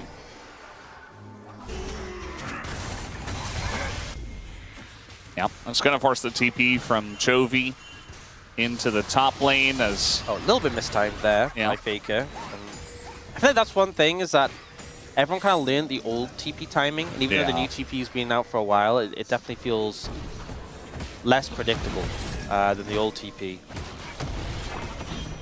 Yeah, I feel like that's good. I don't know. Shouldn't just be like free food. Although punishing bad TPs is good. Doran is going to flash away, but the knockup eventually comes out from the Cyclone, and he will be going down. Nice little dive between the two members of Gen G. Yeah, Doran was still low from the earlier play and sticks around. Or not the easiest target to die, but committing the Wukong ult early. Oh, the binding, it's going to hit. Carrier just doesn't miss. His owner goes in, and he goes out. The kill also does go over to Pace. Owner in a rough spot here, trying to get over the wall, but he's still going to die to Chovy as Carrier a little bit too passionate for driving, perhaps. So now he is on the run, and you'd have to imagine that eventually he just dies. Oh, the Rocket Bell. The Rocket Bell. The Chovy classic, it feels like. I mean, is there a champion he wouldn't build Rocket Bell on? I don't know, we haven't found it. No, I think he would. Unlike some others. So yeah, this initial play, set up by Carrier really effectively with the binding here onto Ruler. The follow-ups there, the kill comes in. But then Carrier goes for the Herald, and I think the right play would have been just to kill the tower, but instead he's looking for the knockup. And then he ends up taking that tower hit that's ramped up into so much damage. I think if he just hit the tower, it would have bounced him away. He had flash. I think he just lives. And they kill the turret. Sometimes, I mean, he got it anyway. The Herald charged the turret anyway, but I think sometimes you get a little bit too creative with the plays you're trying to set up, and we do see Carrier punished for it. Although now it's 3-1-2 for Pays, a 2,000 gold lead between 80 carries. Caitlyn, Lux, obviously a strong 2v2, but the Jin Karma also is. I feel like if you go in Jin Karma and you've fallen this far behind, it is not a good feeling for Gen G. Yeah, definitely not what they wanted to have happen when they probably pick the Karma, get a nice pairing for it immediately. Even, you know, seeing the Caitlyn Lux written in the draft. And Baker's just down here trying to push another turret. This is kind of what he does. Just playing a pushing champion, clearing waves, farming it up, trying to beat the team over. Gen G are like, well, we're just going to push the top wave.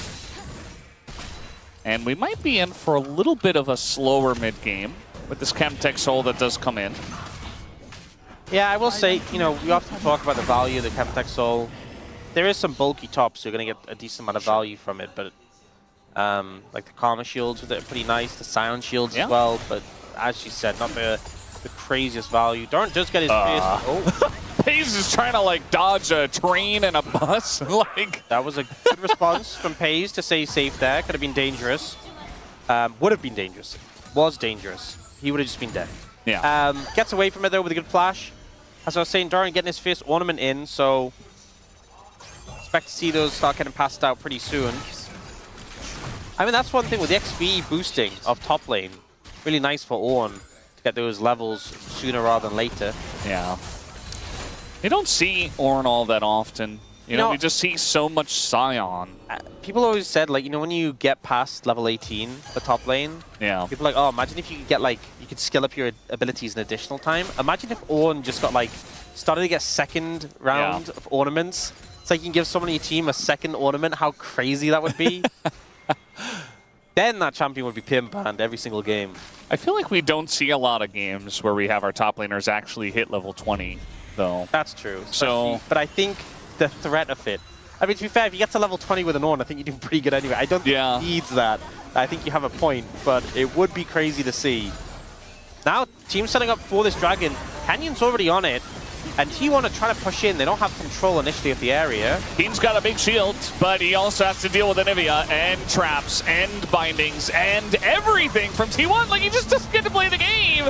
As eventually the Timber's very nice here from Chovy, stopping that Ornn as the kick kind of helping the Scion. Chovy going to take a bit of damage, but this is going to be a Drake that goes to Gen G.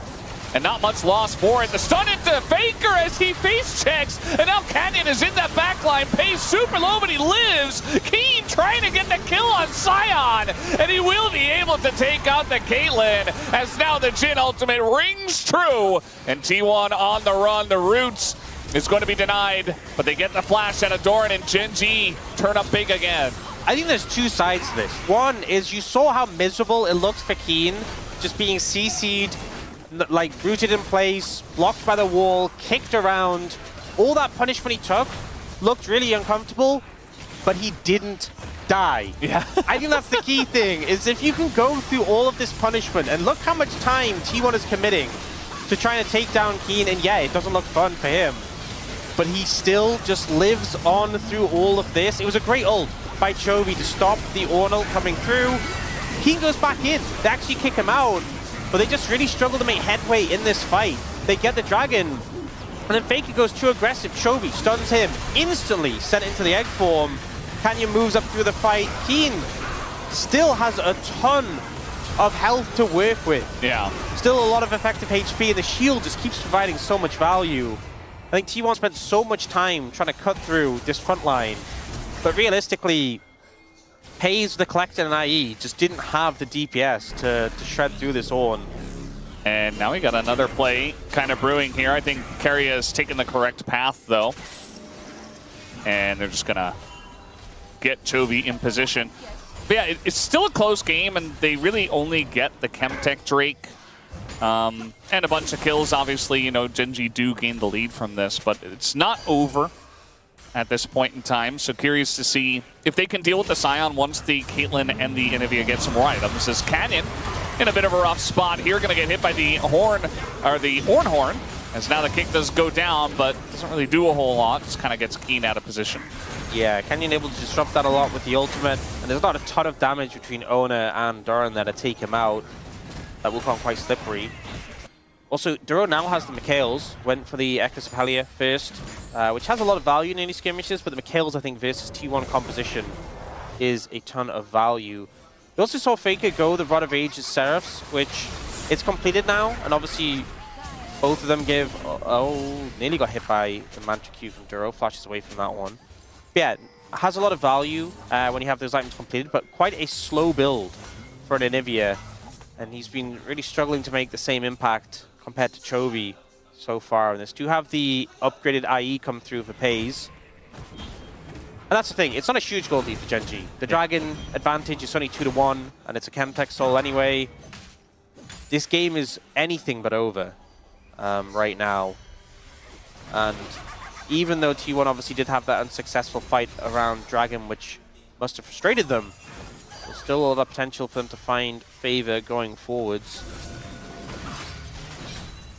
Yeah, I think especially as their two carries get a couple more items, they're going to be very threatening. Yeah, I think to the front line. 4-item Caitlyn feels so much better than 2-item Caitlyn, especially for cutting through this Scion. Oh, a little bit of a play here on the Pays. There's the stun, there's the root, and now he's in a lot of trouble. As down he will go very naturally. Chovy just saying, well, I've got Flash. And this time Pays doesn't respond Flash away.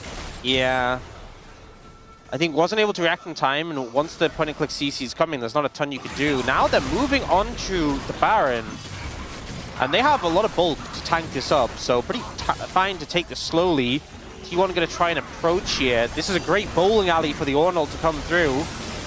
I mean, they're getting some vision on the objective. Looks like Genji just wants to turn, but T1 so far effectively are able to get away, but Keria not so much. And now they're on the wrong side of the fight. King gonna flash slow onto Doran, and the root is gonna catch Faker, and guess who's behind him? It's Canyon, who's got the angle. And it looks like Doran also not very long for this world, dealing with the rest of Genji. Faker gonna go down to the egg and eventually go down to a death here.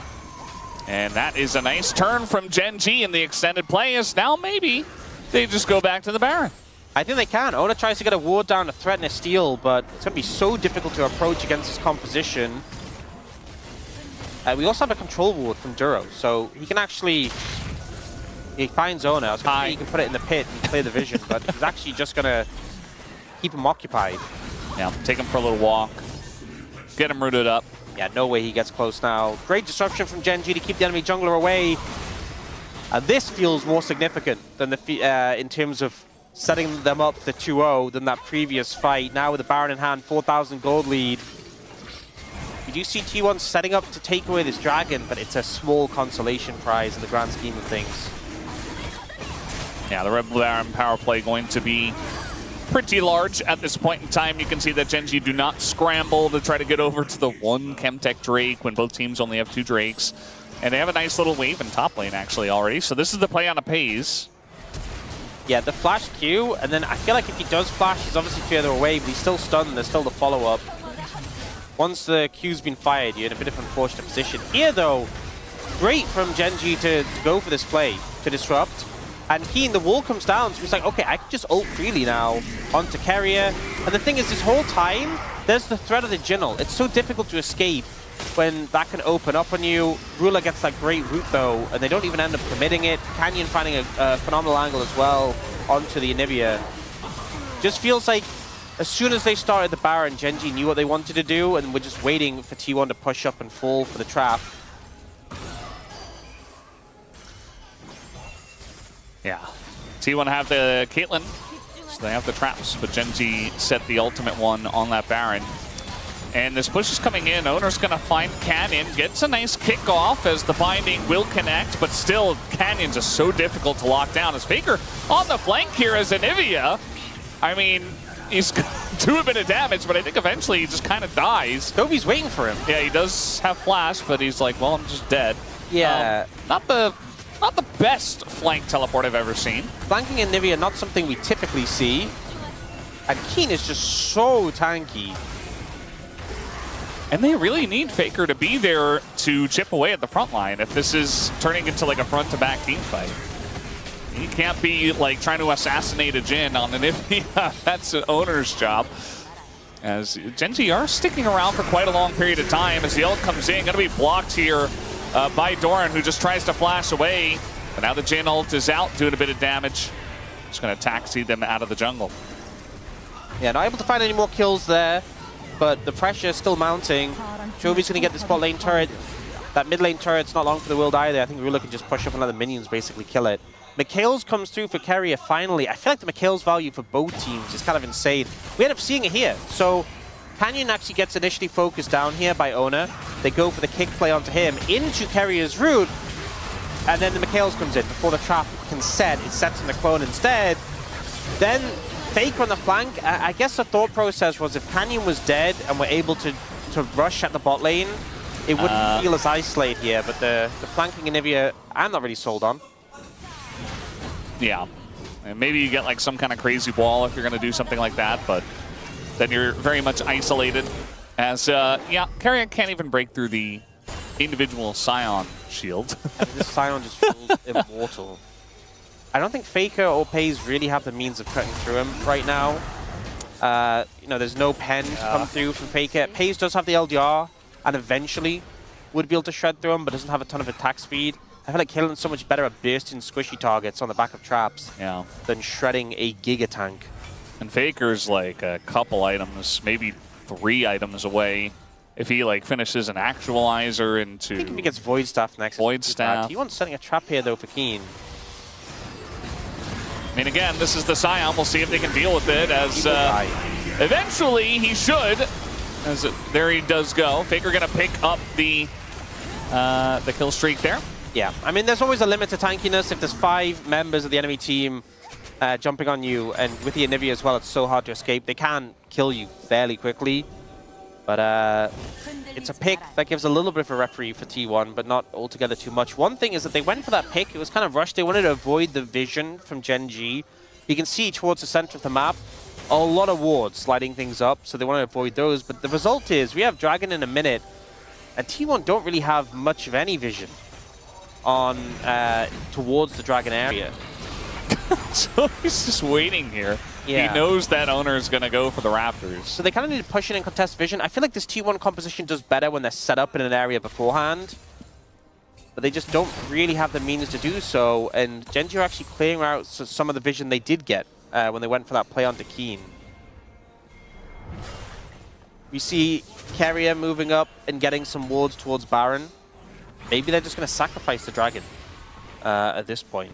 Wouldn't surprise me too much. I think that's fine. I mean, a couple of Chemtech Drakes, though, definitely going to feel nice for the Scion, the Karma, even the Ant. Maybe they just think we ain't killing our shield anyway. You know. Well, if you're not going to kill the shield, you're not going to win the game. So, gotta figure something out here fast, Team 1. Maybe that Void Staff is the answer. Chovy very fast here, and he's just out of vision, too. So Owner's just like, well... Yeah, I mean, Doran, he had Flash as well, so that was what you were hoping to burn, I feel like, off that play. But a little bit unfortunate. You end up just not connecting, and not burning the Flash even. So T1 trying to look for angles in, trying to look for picks, but they are so far behind currently.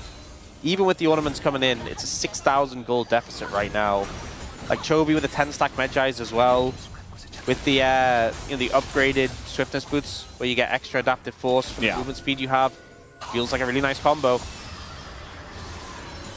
Yeah, he's going to be skipping his way, potentially, to a victory here. Do you feel like Chovy gets the POM if we end up seeing a Gen G win? Because, I mean, the Rumble mid, definitely a unique pick. Played excellently, followed all the rooms, and then now... he's playing Annie. I think, honestly... Canyon had a good game, though. I think the forefront ones are him and Canyon. I think both of them have really spectacular game 1s and game 2s. So I think they're in mind for the POM currently. The game is not technically over yet. Yep, T1 going to try and stop that from happening. Yeah. Best they can. Gen G definitely in a commanding lead at this point. So we do have the LDR finished by Ruler. Yeah, there's a big wave pushing up top. Damage. Big wave pushed up top, and Chovy about to push that wave bot, so Gen G have some time here where you want to deal with these sideways. Oh, they're looking. Issues here, as Faker does have his flash. Kenny just going to get over the wall with his own. Faker going to try to buy some time and get away from this one, as Keen himself as well trying to get away from the rest of T1. As Arud's going to come in, the kick into the trap, and eventually Keen trying to flash his way out of this one, but he will not be able to. It's a trade of Keen for Faker. At the end of the day, I think in a lot of situations, trying to pick the Scion just wouldn't work, but they managed to lock him down in place and control him.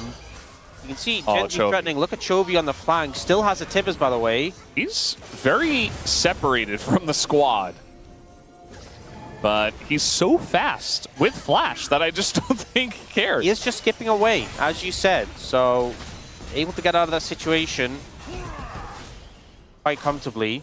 And it ends up just being a 1-for-1 trade. Nothing too crazy coming from it. Flash being down on Faker feels pretty bad, though. We did see Canyon and Keen commit theirs. They're just going to start up the Baron. I think T1 have sniffed this out and will be moving over, but it's so dangerous to approach. And Carry ulted it, so I think they saw it started up. Either way, going to try to get Owner in position here. TP is already coming in. And might just be a flip if they don't zone them away. No, they're just going to go for the turn as Chovy takes a ton of damage, actually, from Pays and from Faker, but some low health bars here on the side of T1. As not really able to land much with that Orin ultimate. As in goes on, steals away the Baron! It might be the hero here for T1. He's able to get the objective. Pays trying to do a little bit more. As they do get Owner after the GA, as now the Jin ult going to keep people around. but not for a very long period of time, and Duro also died. So T1 is still in this game. Great steal there from Owner. He goes down in the sacrifice, but they're able to actually get away. I was worried the Jinnle could just be the end of T1 there with the low health bars, but they turn it around onto Karma. I think some of the things that went well here for T1 is Chovy's looking for an aggressive angle here, but actually walks into a trap and just gets chunked out. So the threat of the Annie kind of removed. Doran's ult unfortunately doesn't connect here onto Keen, but I think the wall from Anivia playing a big blocker to him getting on the back line. We see Ona goes in, does end up getting the steal. And then here, when the health bars are low, you're thinking, oh, prime opportunity for a Jinnle here. But Duro flashes forward. Mantra Q doesn't get much success, and I think we just see Ruler kind of give up on the ult. Health bar's not low enough. Okay, so 빼. 나 가냐? 빼. He's just saying, I got it, you guys have to back. And that's exactly what they did, eventually. Both 80 carries, very much online at this point, I think it's safe to say. 4 items from Pays, IE, upgraded IE, and LDR. It's a big goal lead for Gen G, but I feel like this often happens where, you know, Caitlyn doesn't feel that impactful until suddenly she just hits like she's shooting bricks at your head. Yeah. Especially in Karma's case. Yeah. As we saw. I mean, Pays has a goal lead as well. The only one on T1 with that advantage. Yeah. I mean, gold lead as a team here for Gen G. I feel like the pick potential of Gen G's comp has been working out really well. I feel like, especially with the mega engage cones with the Chemtech Soul, Chovy's been really utilizing that well, as there is going to be the wall into Keen. He is not enjoying himself very much anymore. Yeah, this time T1 have control of the Dragon area. They got there first, and it's up to Gen G to try and make their way in. A wall comes down. Maybe Keen goes for the ult now. Stun gonna hit Ruler, and Doran's doing a good job of just holding the door, as the Drake is gonna go down in favor of T1. Cannon trying to extend the play, is going to get the lease in. Look at Chovy. Yeah, Chovy on the flank here, and Cannon's going to get away. It's a 5v4 in favor of Gen G at the moment. Root comes in on a faker. There's the big slam. Chovy is still just waiting. Not gonna go in, doesn't have the Tibbers just yet. As now he comes in, was waiting for Canyon, trying to get on top of Pace, who is shooting those bricks, as you said. As eventually Dorn's just gonna go down. T1 still on the run. As they look to try to maybe back into the situation, but not gonna be easy. As Pays gonna find himself face to face with Canyon and Chovy, and he gets the kill. Pays, the Fountain Laser, is just standing up to them. And they can't really just walk straight at Pays. He does too much damage. The wall value so big here. T1 still trying to get away from this. Tibbers going to stop the recalls, and they go for it. Get him, Tibbers. And actually, Tibbers is doing quite a lot. Chovy coming out eventually is going to get Carria, and there's the last shot from Ruler. As it was very fun, the escape from T1, but eventually it ends in tears. Yeah, we see Pays getting a ton of value here. So first off, it's T1 with the control. Faker uses the wall, so Keen ults, but Doran is able to block it. Jill comes out, and unfortunately, Ona doesn't have GA, so this trade of lives of the jungler favors Gen G, and Chovy's just being so frustrating on this flank, but he slow plays it. He doesn't push in too aggressively, and he waits for Canyon to wrap all the way around here and get in position. Keen does die in the meantime, but now it just gets a lot more complicated when you're being attacked by both the jungle and mid. Pays, though, kiting away and doing so much damage consistently over the course of this. You can tell he's the person they're really respecting here, and they have to be wary of his damage. Canyon tries to go aggressive here and gets punished. But I think eventually, you know, on the wrong side of the map, no real way to get out. Ruler playing around the rapid fire. And I think Gen G were right to go patiently on this one, not rushing into it. I mean, there is a world where if they go a little bit too fast, what happened to Canyon happens to the rest of them. But not meant to be. Yeah, I think the rapid fire usage there from Ruler was pretty great. Waiting for opportunities to use that to punish. Chovy has 22 stacks on his Magi's. That's quite a lot. We saw Tibbers was doing quite a lot of damage, and it was into luck, so I was like, okay. But seeing what he has in his inventory, I'm like, yeah, maybe he's just really fed. He is just full build. He's very fed. Yeah. You know, Faker's got 3.5 items, Chovy's got the full 5. And one of them being a 22 stack Magi, which is why, because it's cheaper, but definitely a lot of AP. Ooh. Could have been a little scary if that binding actually hits Canyon. No more GA for him. GA back up for Owner. Just kind of waiting for this Baron to spawn. I mean, Gen.G still have excellent map control, but T1 have been scrapping every single time and staying in this game. 30 seconds on that Baron, and there's just no real vision from T1 in the vicinity. It's going to be so difficult to push through and contest this. Again, I think even though it ended up with Gen.G coming out ahead overall in that last play, the reason it felt so difficult at first, despite Gen.G's big gold advantage, is because when T1 have control of an area, it is very hard to push in. But for a lot of this game, they haven't. And this is another example where they're not going to have control of the area. They have to push in. Gen.G already have men on the Baron.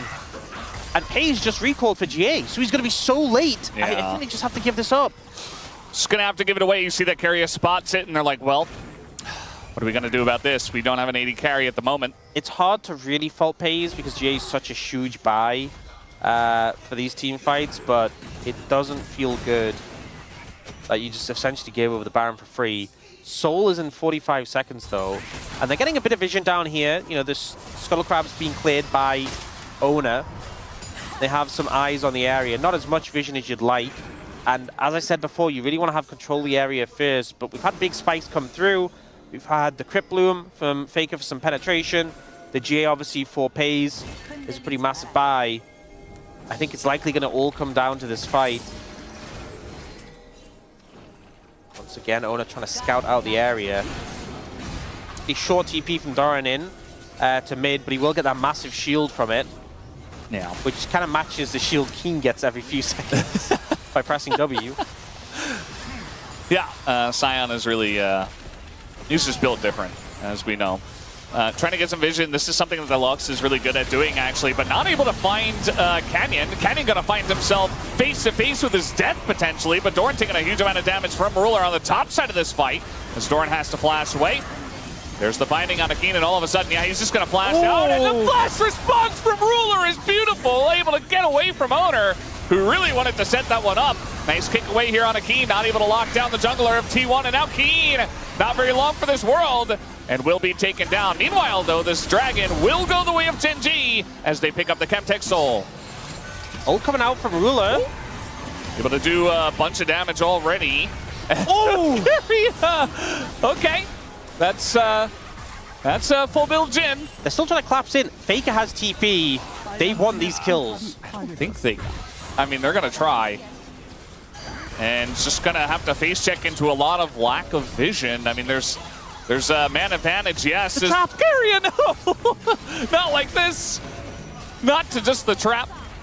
Gen.G, this looks eerily like the last time when T1 were running away from them. They have Baron recalls, though, so they just really need a little bit of time out of vision to get away, but it looks like they're just able to run this one out. Oh, Chovy's looking. Oh, here he is. Won't find it. But now, actually, members of recall. The carries are gone for T1. Yeah. Oh, no. Carry is like, well, I know that, yep. They're going to find Doran. I don't know if they get Owner, but he got spotted, though, on the minion. Yeah. He's mobile enough with the Mega Cone. He should be able to get out, but... He got a Scion ult. I mean, there's an angle for Keen if he gets into mid lane, but yeah, no, he's just going to... T1 not synced with the recalls there. Obviously, Chovy came in and disrupted Owners, but... The man left behind. Multiple men left behind. Unfortunately, and Gen.G get the soul and come out favorably in the play. These fights are feeling so tense right now, though. Yeah, you can see even Keen is like, you know, he knows his limits, but if he ever gets caught in a rough spot and he doesn't have flash, he also kind of just dies. Yeah, I mean, Canyon's playing this so well. He goes aggressive, gets punished, and just, I don't know how he keeps making it out alive. Yeah. So hard to deal with for T1. But I think sieging without the Baron, a little bit fruitless for Gen.G. Yep. The root comes down, and now Ruler, he's just gonna die! Gets caught by Faker in his own jungle.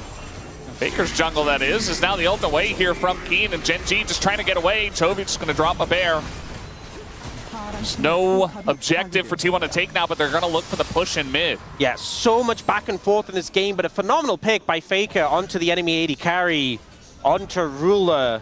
ends up giving T1 the advantage they need to push up and start taking some structures. How far can they go? It's so difficult for Gen G to approach here into this Anivia, and with no AD carry, they have to buy 30 seconds. And they're just trying to clear the wave. You can see that it's really up to Duro. Canning going to find himself face-to-face with Owner, just has a Blasco to get away. They're still kind of 1v1ing up there, by the way. This inhibitor is going to fall. It's very late in the game. T1, 14 seconds here on Ruler. As Duro keeps hitting these big Mantra Qs. Not always the difference maker, but if you give him enough time, can certainly do that, as we have the trap set and an escape path for T1. Okay, a lot of structures taken by T1, but they can't push into the Nexus towers. With Keen there as a blocker, they're able to clear the waves. Ruler getting punished here. This was just phenomenal by Faker. The control ward goes down to block the vision, then steps up to catch out Ruler. Cleanse does nothing when the Caitlyn is there just to put the headshots into you. And you know what?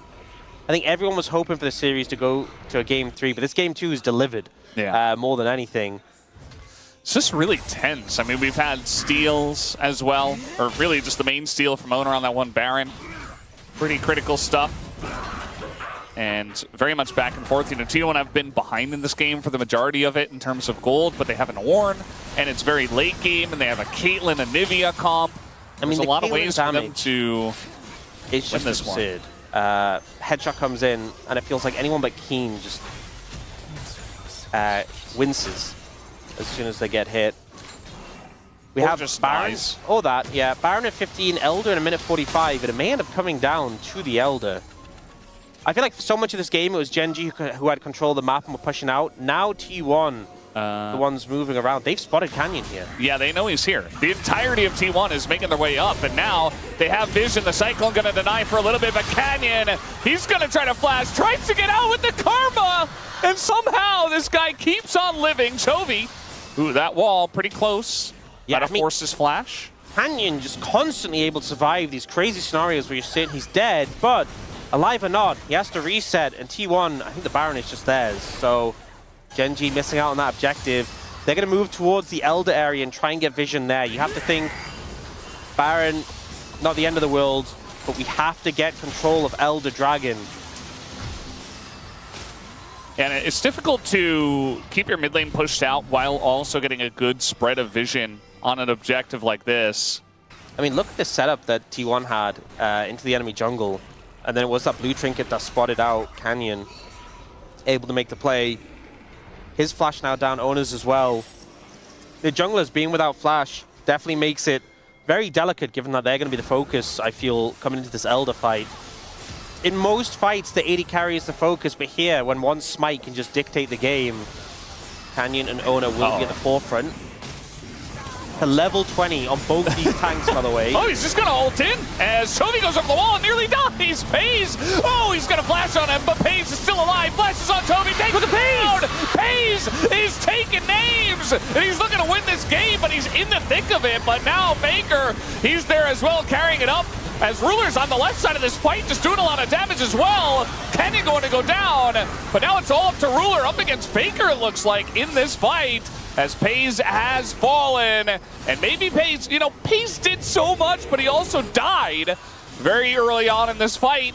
As now T1, again, we're having this setup where they're behind enemy lines.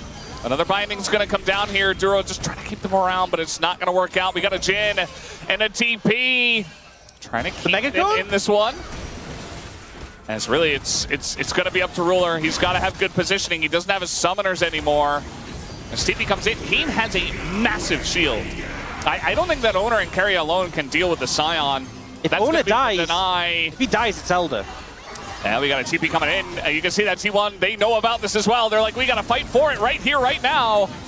Ruler not really able to get in vision. Shield is ridiculous.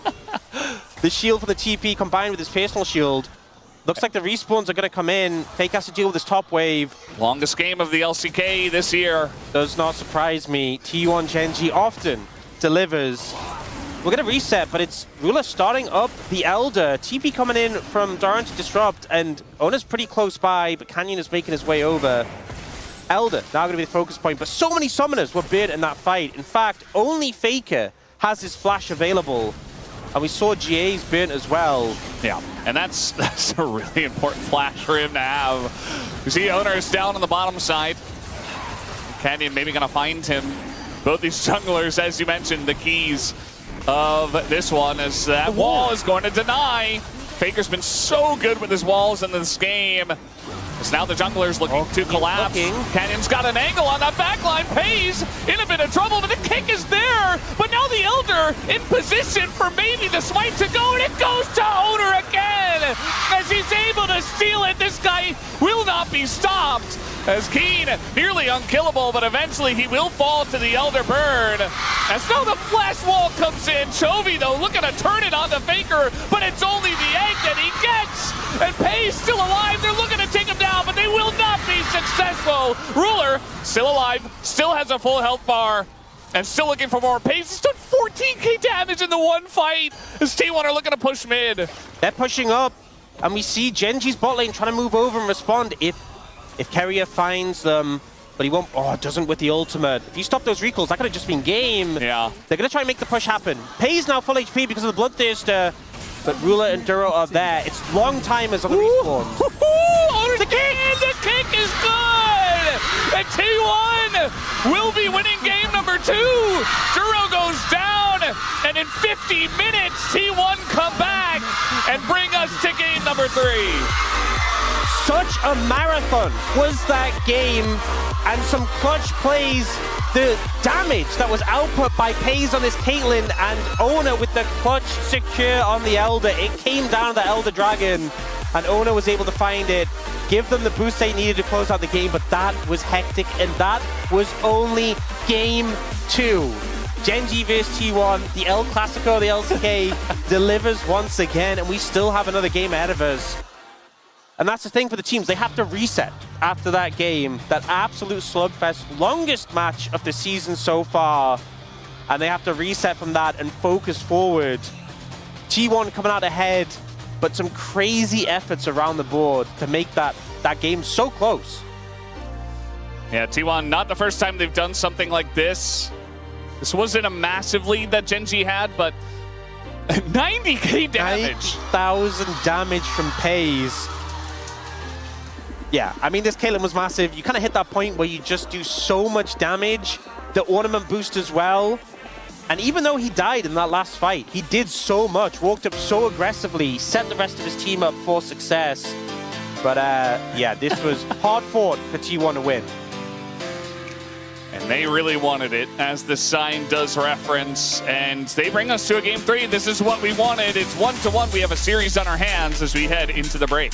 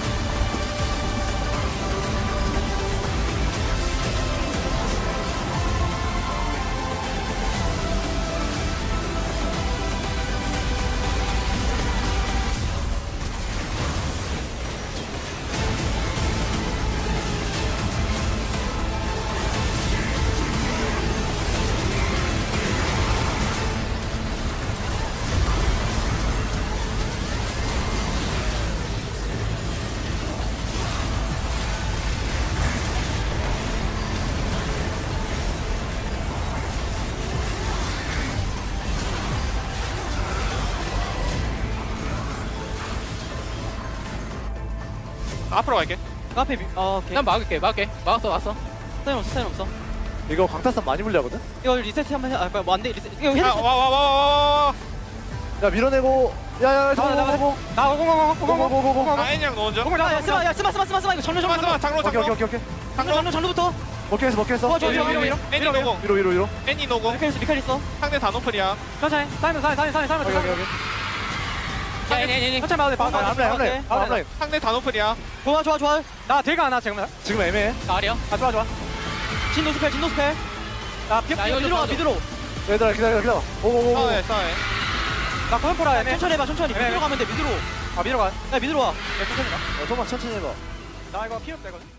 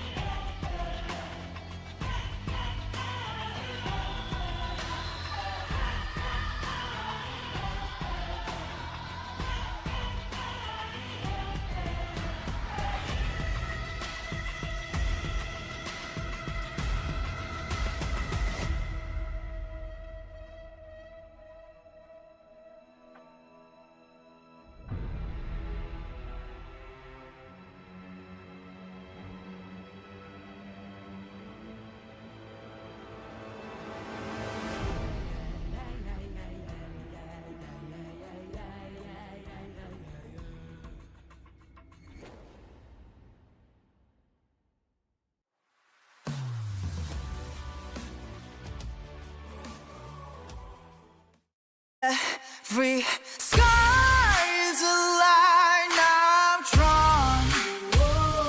Cut by cut, mark by mark, my name forever in the stone.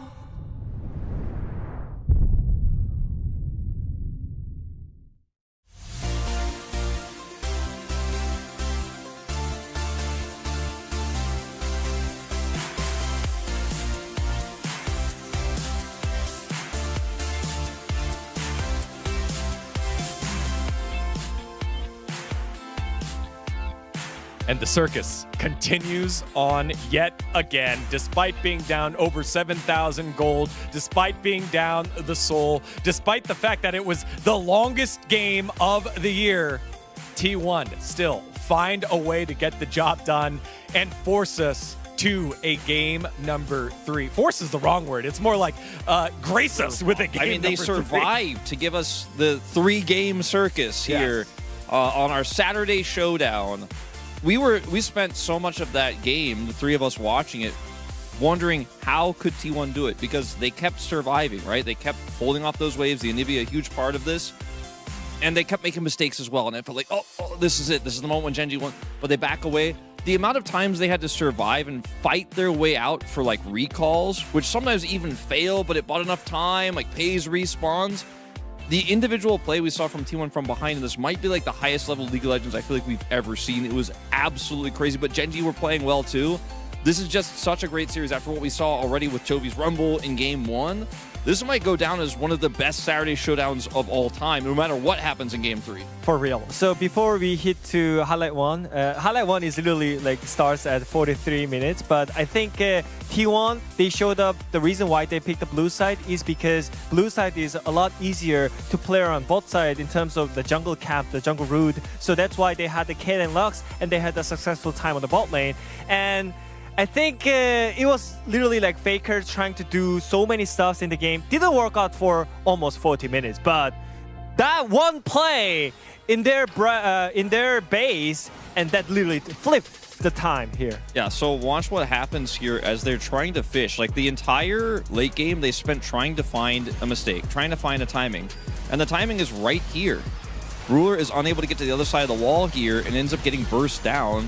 Quick cleanse, but it does not matter. We are late game. We are 43 minutes in. If you get caught by anything, you explode.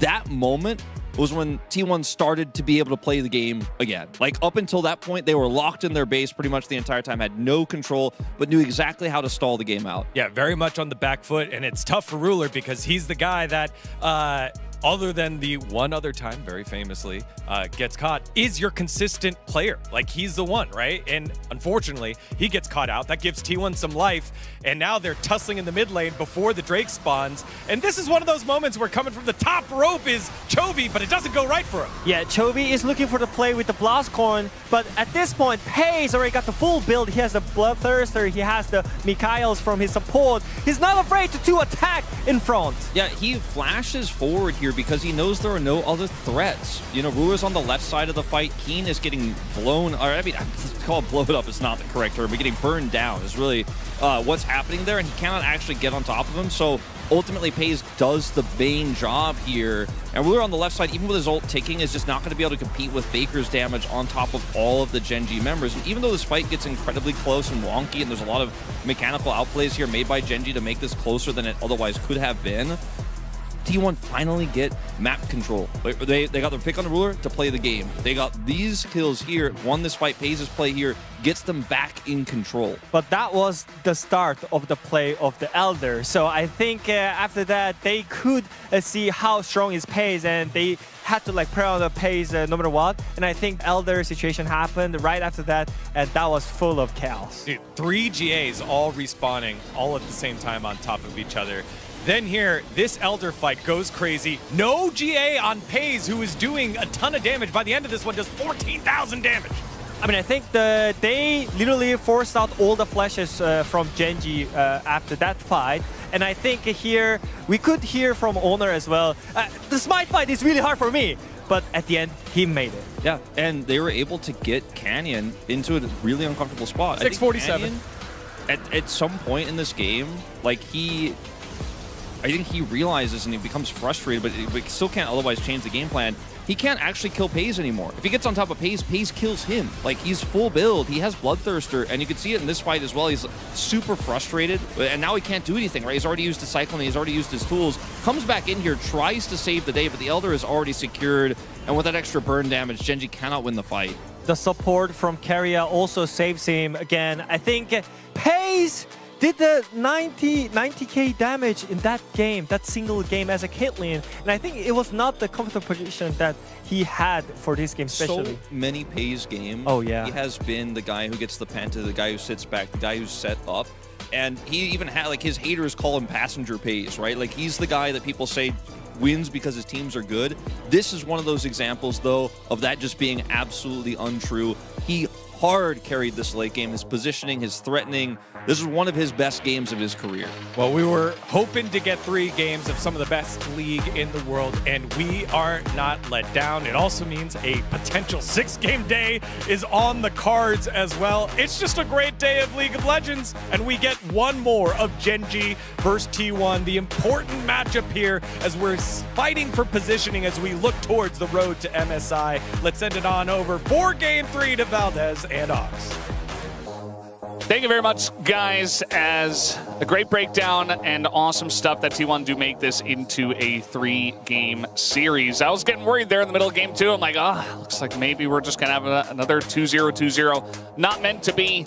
And it's just such a nice Saturday to, sit back, relax, watch some League of Legends, and go to a 6-gamer.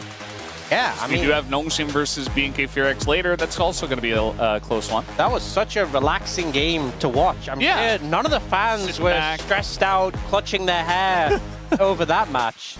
Really easy watching. You could just absolutely chill out. I think a lot of people were definitely sitting back in that one, not staring intently at the screen. Yeah, I think it was great League of Legends and a lot of fun to watch, but a stressful one for the fans. Even though both teams are in a great position in terms of the standings, I feel like this matchup always really sets the tone. And there's a lot in it. The teams, I think, really focus on this matchup specifically. It's a big one and always trying to get the advantage. T1 vs Gen G, a tale as old as time. And once again, going to a Game 3. A lot of picks taken away. We don't get many Game 3s in the LCK at the moment.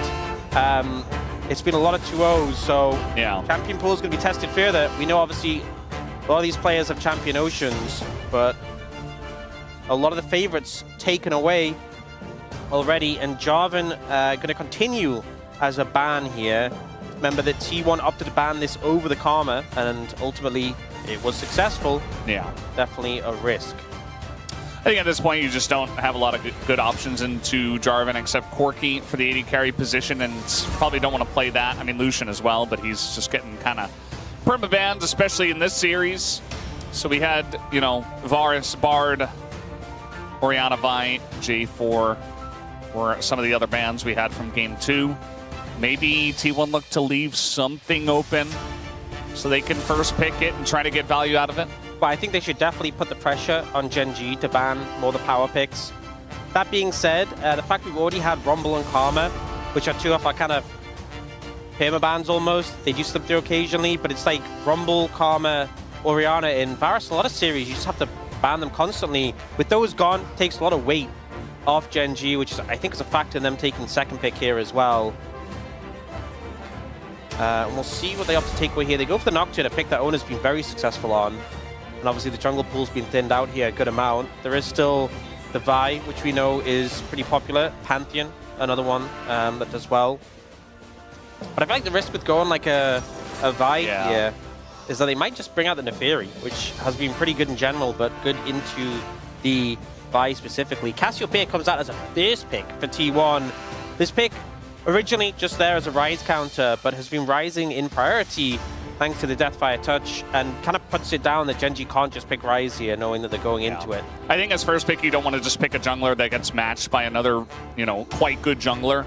I was expecting Gen G to go ahead and pick something like Inara Lulu. Oh, actually, Lulu's gone. So they're going to look for a different duo with the Corki Nami. Most likely, it is going to be the Corki to begin with.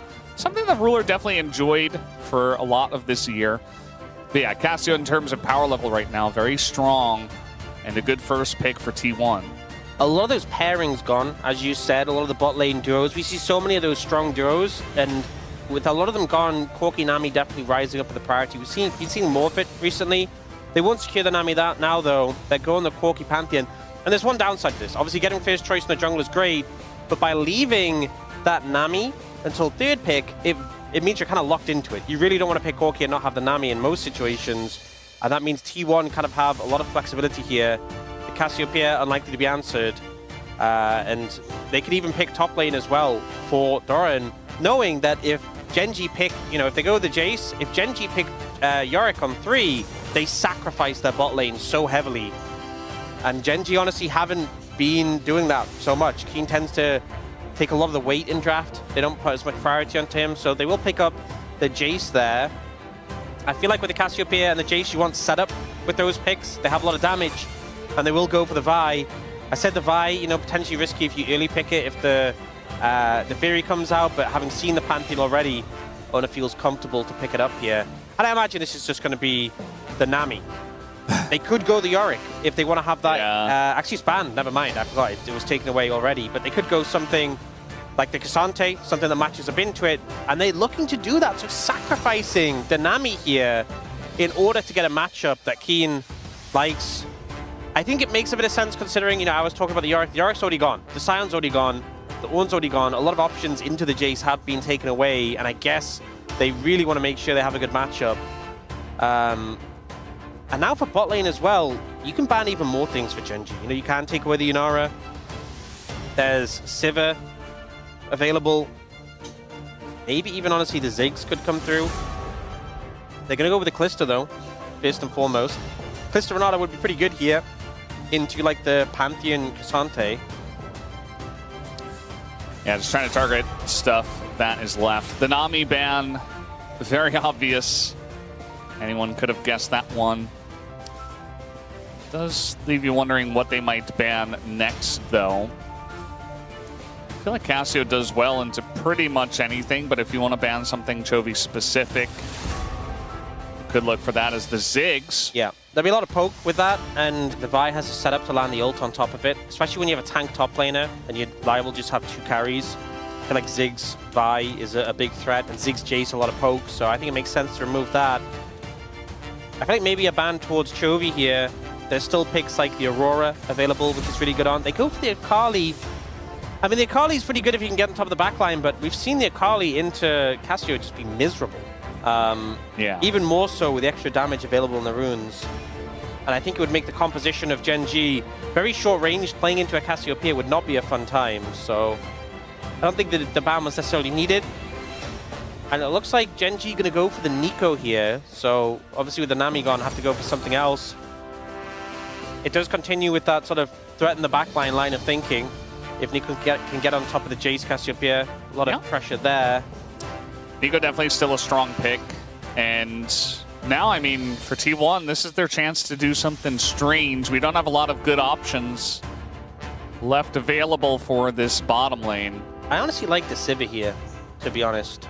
Mel. Go for the Mel, though. Mel Camille. Mel Camille. Okay. Camille. So they have the setup from the Camille. They have the Mel, who can obviously follow up on CC with a lot of burst. But you are going to get poked a good amount by this lane in opposition. Chovy considering the Talia as an option, a pick that did get buffed slightly, and we've seen a bit more prevalence. Talia Pantheon as Talia well. Pantheon, a really strong combo, yeah, and especially for the Vi. This is not fun to play into. I feel like Genji's composition is the more typical comp. Even though a lot of these picks aren't at the forefront of the meta, you have a pretty robust front line, Corki in the back line, and it feels easier to play. T1's composition, a lot of squishier champs, the tankiest champs are bruisers, and there's a lot of threat just to get exploded, but a lot of potential to explode targets on the other side. A lot of DPS if you can hold people in place, and the Vi and the Camille are really reliable ways to do that. But some concerns about Talia roaming pressure, the range to melee matchup bot, the Cassante into Jace. We've seen Keen get solo kills in this matchup before. Definitely could be a problem. The fans you mentioned, pretty tense right now. I mean, we've seen so many fans come out here for this matchup, for the Saturday Showdown. Really just want to see their team win and get all the glory today, but only one team can do it. And T1, they've gone for something a little bit different, as we kind of expected with so much stuff banned away. Corki Nico for Ruler Duro, as it is time. Let's hop into the rift for game number 3.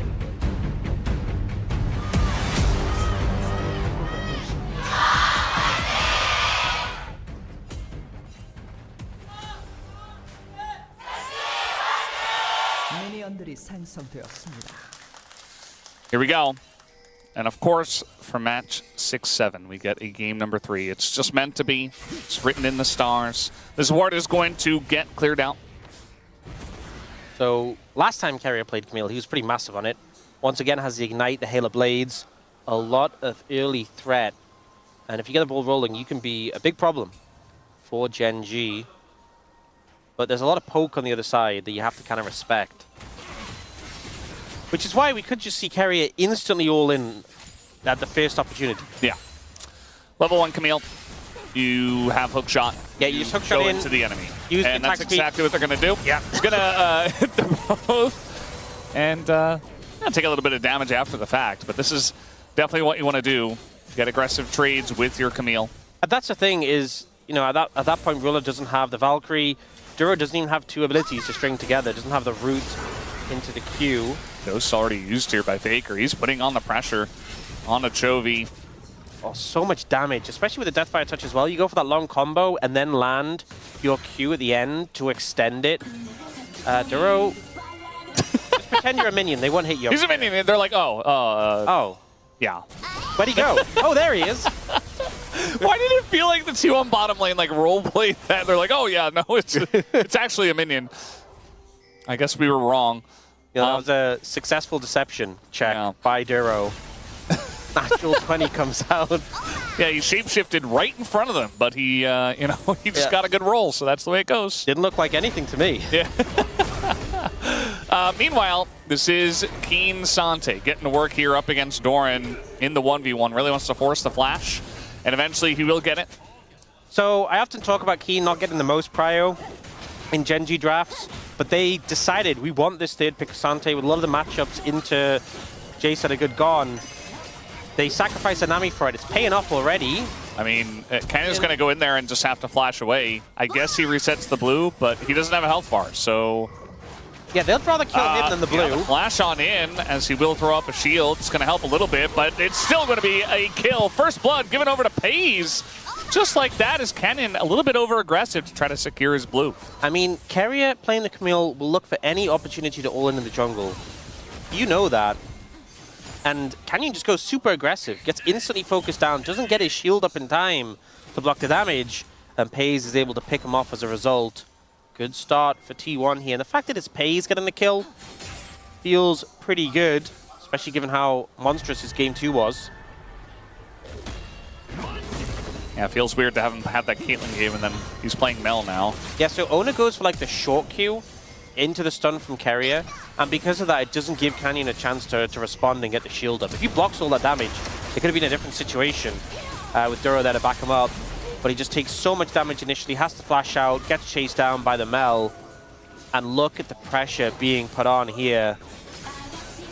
Look at the CS difference between the 80 carries. They wanted to poke them out. Well, that's just going to be reflected as they're really desperately trying to make something of this. Instead, it is going to be Gen G that write their own fate in the Death Note at this point as Ruler 1v3 is going to flash, but no tower aggro taken just yet. They're just following him around. As Pays does a little bit of damage, he's able to get out of there. Owner does have to flash, but it's still a winning play here for T1. Now 2-0-1 for Pays' Mel. Even with some mishaps on the back end, still ends up being a kill. You know, Carrier had Ignite as well and Flash. Really just very dead in that situation.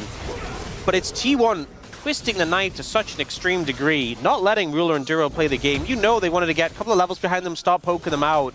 They've never been given a chance. Ruler has less than half of the CS of Pays. He's down over an entire level. He's 1,200 gold down. It's less than 5 minutes. You know, the bot laners were so important in the previous game, and T1 are just not letting Gen G's bot laner exist.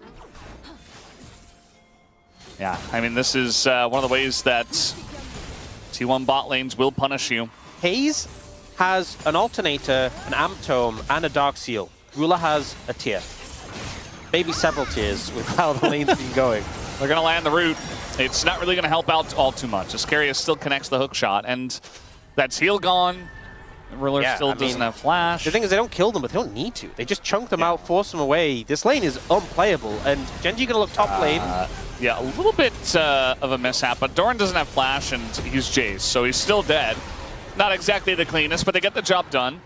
And that's a kill over to Keen. It's good they're getting a kill there. It's good they're able to do something despite what is going on bot lane, but I'm afraid it really doesn't make up for how bullied out your bot lane is. I mean, look at this. They don't have a bot lane. There is no bot lane to bully because they don't exist. And there he goes. He disappears. FaZe does die, though. But the kill is given over to Duro, and a large amount of farm is denied. He's still at 14 CS. I was saying before 5 minutes, I was like, he has less than half the CS. He had 14 CS there. Ruler hasn't killed a single minion in over a minute, maybe even longer. He's still at 14 CS at 6 minutes. Keria has half his farm. Yeah. This is just brutal. This is so unplayable, and it's getting to the point where FaZe is almost level 6, Ruler isn't even level 4. Canyon is about to get ultimate, but if you show up bot, you just lose. If it's 3v3, 100%, but I don't even know if you win 2v3 at this point, with how strong FaZe is becoming. Nearly going to have his first item as well. Finally, Ruler gets another bit of CS. Maybe he'll hit 20 CS before. He got his first 4 CS in like the last 3 minutes. There we go, 20 farm. Hey. Yeah, Keria, you know, he doesn't have Ignite, he doesn't have Flash. Also, he moved out of the lane, and they knew it, so... Also, Keria just double Ruby Crystal, double Longsword, just as many base stats as possible. That's the thing about Camille's support as well, is it's not like a Lulu, it's not a Nami, it's someone who actually will just kill you, even without items. Like, that is something that Camille can do, and just so much pressure. I think that's part of it, you know, when you're talking about, like, the 2v3s, like, FaZe is really fed, but also Camille. It's not going to make your day easy. Does look like Keen is keeping this wave right in front of his turret. And there's not really much that Doran can do to punish him. So kind of frustrating for Doran. But again, I think they're winning on the map. And you can just go top and kill Doran. Even with Flash, you go ult behind him, he's pretty dead. Izzy Keen's trying to set up for it. But Ona's moving over. They kind of expect this play. He flashes well, and Ona counters. This could be huge. Yeah, I mean, it really comes down to the timing. Owner is here. A lot of damage already done to Doran, but yeah, Flash comes in. There's the stun. The knockback, though, is good from Doran. And now we got a TP coming in from FaZe as the follow-up here coming in from Owner. And Canyon is isolated and will be going down. Owner picks up that kill, and the pressure from the TP is good. Such a good read from T1. You know, bot lane's in shambles. Canyon can't really do anything there. He's like, I'll go top. We know we can kill Doran on repeat, but he has Flash available, doesn't even need it. A good buffer with a knockaway onto Canyon. And the fact that FaZe is there as well to clean up, to make sure, to guarantee they win that fight, just spreading his influence on the map.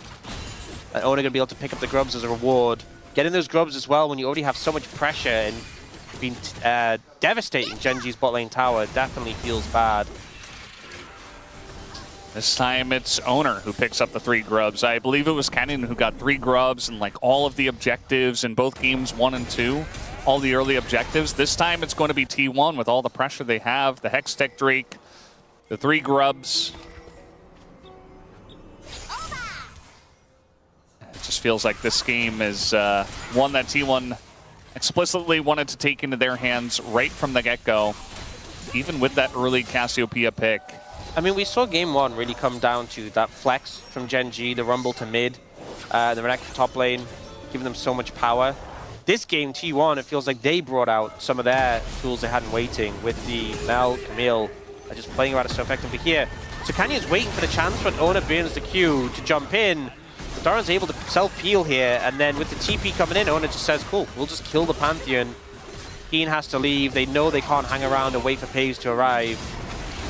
And it ends up going favorably towards them. Doran's just so fast. I mean, he picked up the Swifties, and now Keen is having a much more difficult time of actually locking down the Jace, like we did see earlier on in the game when he burned the Flash. I say that. This time, though, up against the wall, Keen will land that. No ult available yet. The Pantheon is once again hovering towards the top side. And I think it's fair, because what else can you really do? The game like this. Even though there's been more farm picked up from Ruler, he's level 6 now, can farm with the rockets a bit. You can still see how much pressure there is on the side of T1. And Keria just gave a ton of solo XP over to FaZe. So the level of support's pretty even, but FaZe 2 levels up on Ruler. Yeah, level 8 Mel is pretty gross at this point in the game. Keria's even getting in there, trying to poke a little bit himself. And we thought maybe something was going to be brewing here in mid with Owner nearby, but he says, you know what? It's my turn to get double dragon. Pretty easy to get dragons when your bot lane has this much control, but he'll definitely take it. Yeah, again, the Gen G bottom lane doesn't exist, so pretty easy. And now on Vision, Duro might just be dead, as there's the Reflect as well. It is rebuttable, and Duro's not going to die, but he does get his back stopped. Yeah, the heal and him getting out of that and having the peel from Canyon to stop any further damage coming through, definitely saving him. Shows how scary this Mel is, though. I mean, the fact Canyon jumps on him, and even then they don't want to follow through, they don't want to chase more. The plan right now for Gen G is survive. The bot lane just needs to survive as best as possible, because with how early there was this massive gold lead, you cannot contest them. You need to wait until, even if they still have a 2,000 gold lead, it's a lot less significant at 20 minutes compared to when they had it at like 6 minutes. Yeah. I'm just glad that Ruler doesn't have 14 CS still. That was kind of sad. That would have been troubling if that was still the amount of farm he had at this point. It's going to be very far behind on the quest completion. It's like the saddest Corki feeling because your spike comes so much later. You just do not get to play the game for a very long time. And it totally shifts your mindset. Just have to kind of accept your fate. We'll see if Ruler can handle that. They're moving up to the top side, and they spot Owner just stealing away the red buff. Can't really do much about it. And now it's a 1v1 in the bot lane. Doesn't look fun. I mean, the 2v2 didn't look fun. The 1v1 also doesn't look fun. So, that tower's not long for this world. Honestly, Gen G might be better off with the tower gone, so at least Ruler has somewhere safe to farm. Yeah, I mean, do you just let it go down? I mean, he has to step up and get the farm, but maybe you can let the minions hit a little bit. Trying to go for an aggressive trade as Canyon's up on the top side of the map again. I don't know if T1 let the tower go, though. Yeah. I think Pays is going to let as many minions die to as possible. He would have liked if Ruler was still on 14 farm. I think that was a good point of the game for them. Once again, Canyon trying to look for something top lane. But Dorn playing pretty defensively here near his tower. And mid lane has been the most quiet, which I think Faker feels fantastic about. Obviously went for that early trade on a Chovy, put some pressure down, but it's generally just been a farm fest. And if you're going farm for farm as a Cassiopeia into a Talia, that feels really good. You know, because Canyon's trying to make an impact where he can. He's struggling because bot lane feels just very difficult to deal with. But the fact that it hasn't been Canyon and Chovy able to lean bot makes a world of difference. Yeah, just zero map pressure at all. You can see that Canyon is trying to hang around the bottom side just in case. Maybe just waiting for his Gromp to spawn. Because, I mean, Pays has shown many times that he's like, okay, I'm going to clear this wave and just back away because doesn't want to pressure that turret. And actually now Pays is in the mid lane as they're looking for this play on a Chovy. Hextech Ultimatum comes down, and eventually you just die. I mean, there's nobody there to save him. Duro also in this one as Owner takes him down.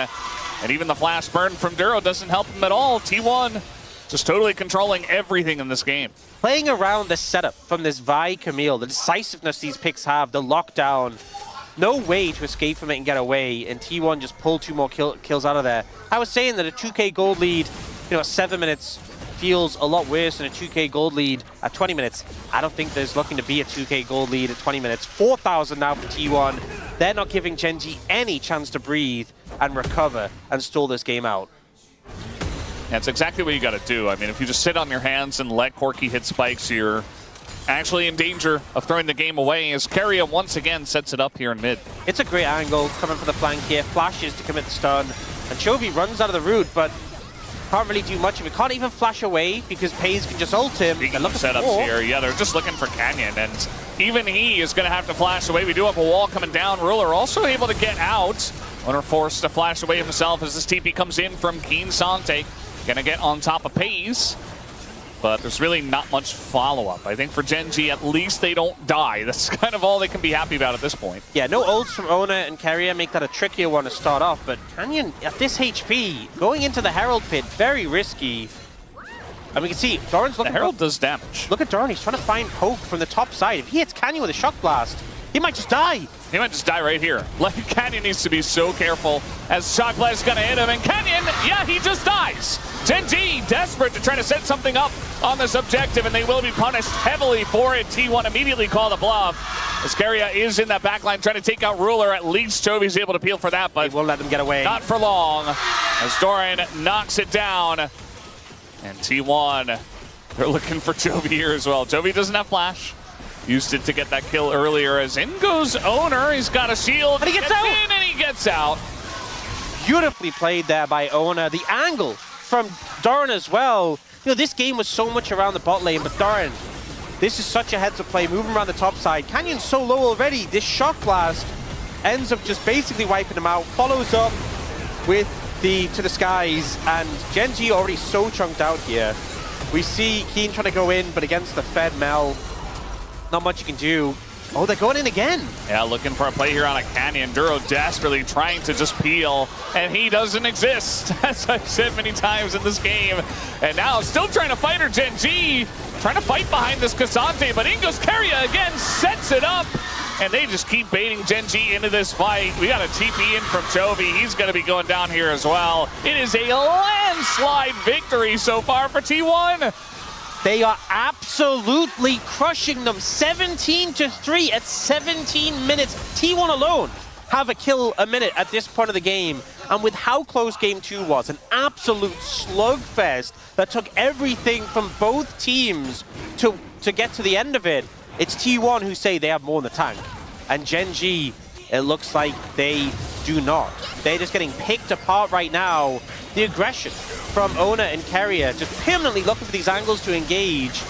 Doran comes in, and there's a feeble attempt to turn it around, but we don't even get to see the replays. They're still looking for more fights. It was Gen G actually who started this one, but the reinforcements come in and they have to run away. Gen G just keep aggressively positioning on objectives and saying, no, we can still fight this. No, you can't. It's a 10,000. 10,000 gold. That's pre-20 minutes.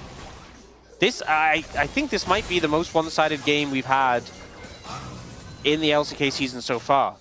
I can't remember. It's definitely up there, yeah. It's definitely up there, but it might even be the most with how early they're able to generate this lead. And considering how close game 2 was, it's like Whiplash almost. T1 not giving them any room to breathe. Yeah, I mean, Gen G in game 1 was very dominant, obviously. Some of that came down to the draft. It was a nice little swap-a-rooney. But then the game 2 was so close, and then now it's kind of like all that pressure just immediately fell. This could be a solo kill. Yeah. It doesn't quite have ultimate available. Otherwise, genuinely, if he had ult, I think it could have been. Yeah. There's the heal from Duro, I guess, on the ult, so maybe he would have been able to peel himself. But, I mean, Keria is so much stronger. He's 2,200 gold ahead of Duro, which normally, like, it supports. It's not a focal point, but it's feeling very relevant right now. Like, I feel like Keria is currently more for carry than Ruler is. Yeah. No, he is. I mean, Ruler still doesn't exist. He has a Triforce. He doesn't have a health bar, even against the Jace.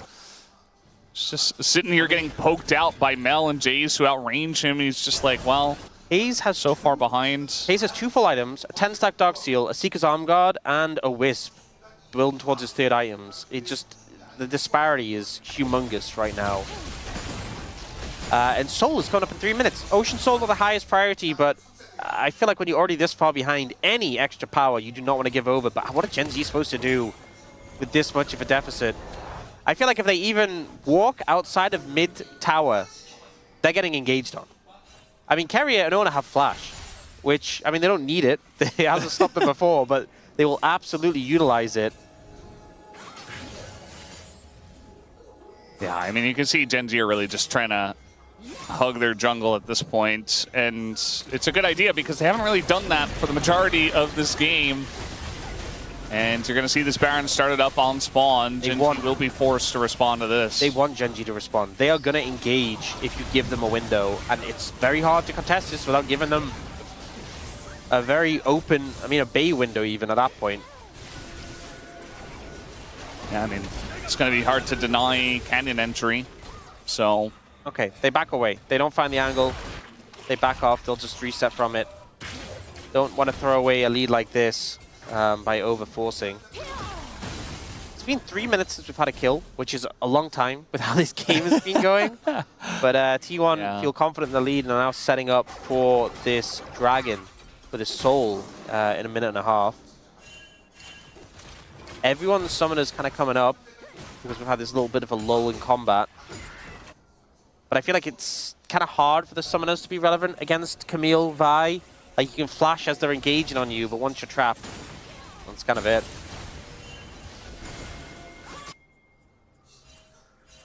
Yeah, I mean, just waiting for this next one to start up in about a minute. See that Doran just pushing top. Still a 10,000 gold lead. Are they giving it up? They don't really seem to be moving too much in the area. I guess maybe they're just so worried about the lack of vision and the engage threat. Maybe they push mid and rotate over. But, I mean, Gen G just do not look like they want anything to do with T1 right now. They're playing so defensively on the map, understandably.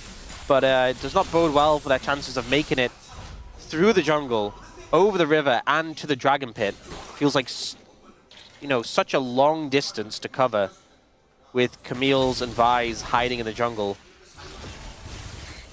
Yeah, I mean, they don't really have an entry to this fight. I mean, as you mentioned, like, maybe you can push up through mid. But if you are out on the map 5v5, even like 5v4, I think T1 just jump at the chance. I mean, T1 have been relatively restrained in the last 3-4 minutes. They haven't gone too deep on anything. I think that's what Gen G are hoping they do. Owner's got a nice angle here on the right side. Doran just keeps hitting Shock Blast onto Ruler, and it's definitely not helping Gen G. All right, gonna force the flash out of Doran. That is something, I suppose. Okay, T1 focusing their attentions around mid, and that's given a window in Gen G. And they're just going to try to flash in and burst down one target. They do take out Pays, actually. Ruler getting pretty low, but he will survive for now. Keria, though, going to make quick work of him.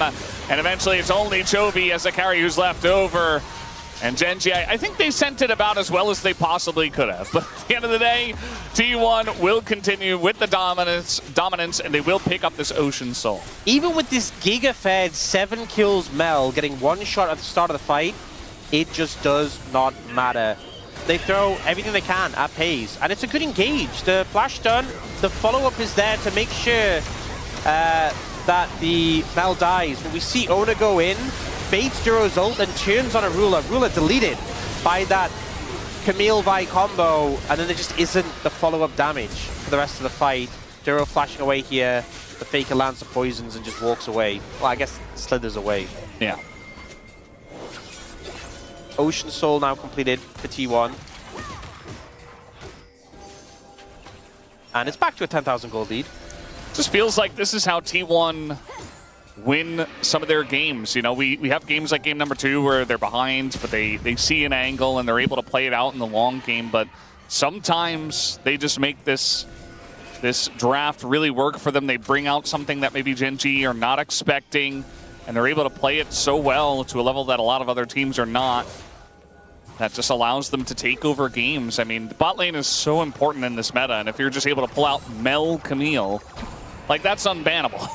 They banned Callista Ziggs. That makes a lot more sense. Now, Keria is going to just die, and now they're looking for Faker. I mean, this is swiftly becoming something. Faker getting pretty low as now Duro is zoning away Pays. That's all he can hope for, and immediately down goes Owner. And all of a sudden, I mean, that's a big Mel ultimate, though. A lot of damage still coming out from Pays, who is able to dodge the Cassante. T1 still fighting this one.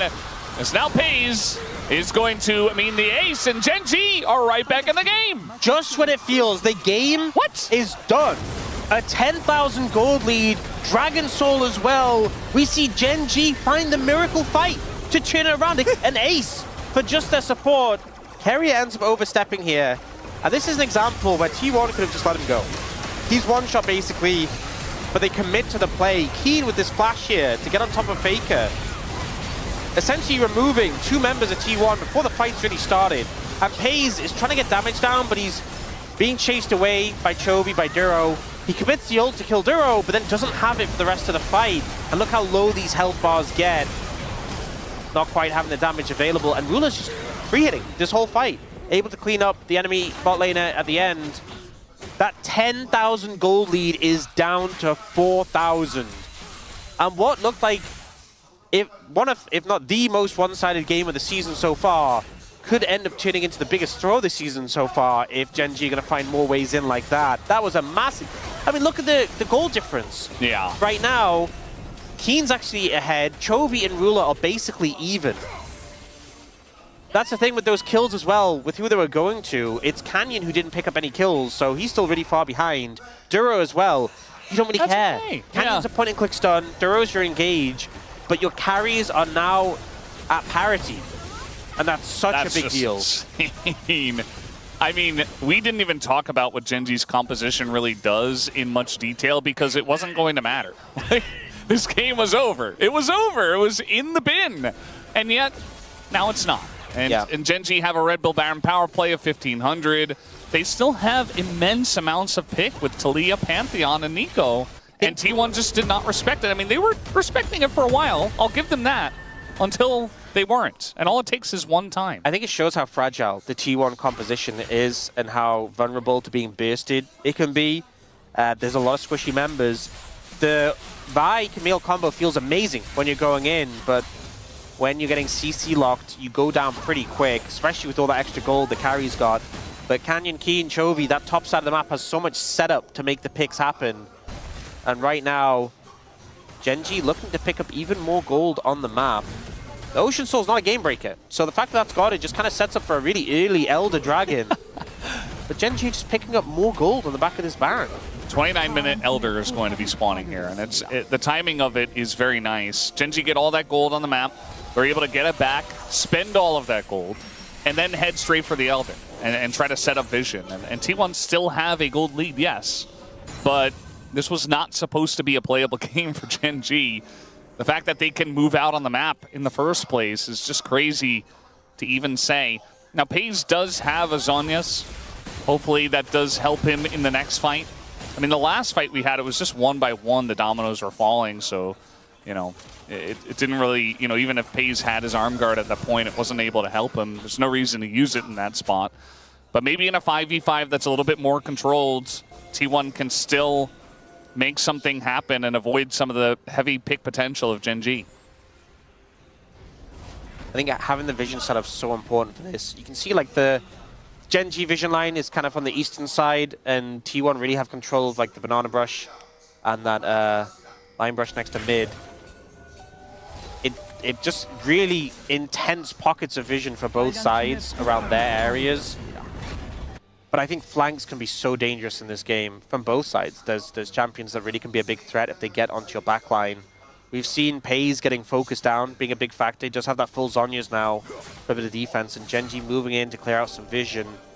Another factor is there's a lot of poke from T1. With the Jace, with the Mel, they can get down early, can make a big difference. I like how Ona was walking there. Was like, maybe I find someone, but it's the...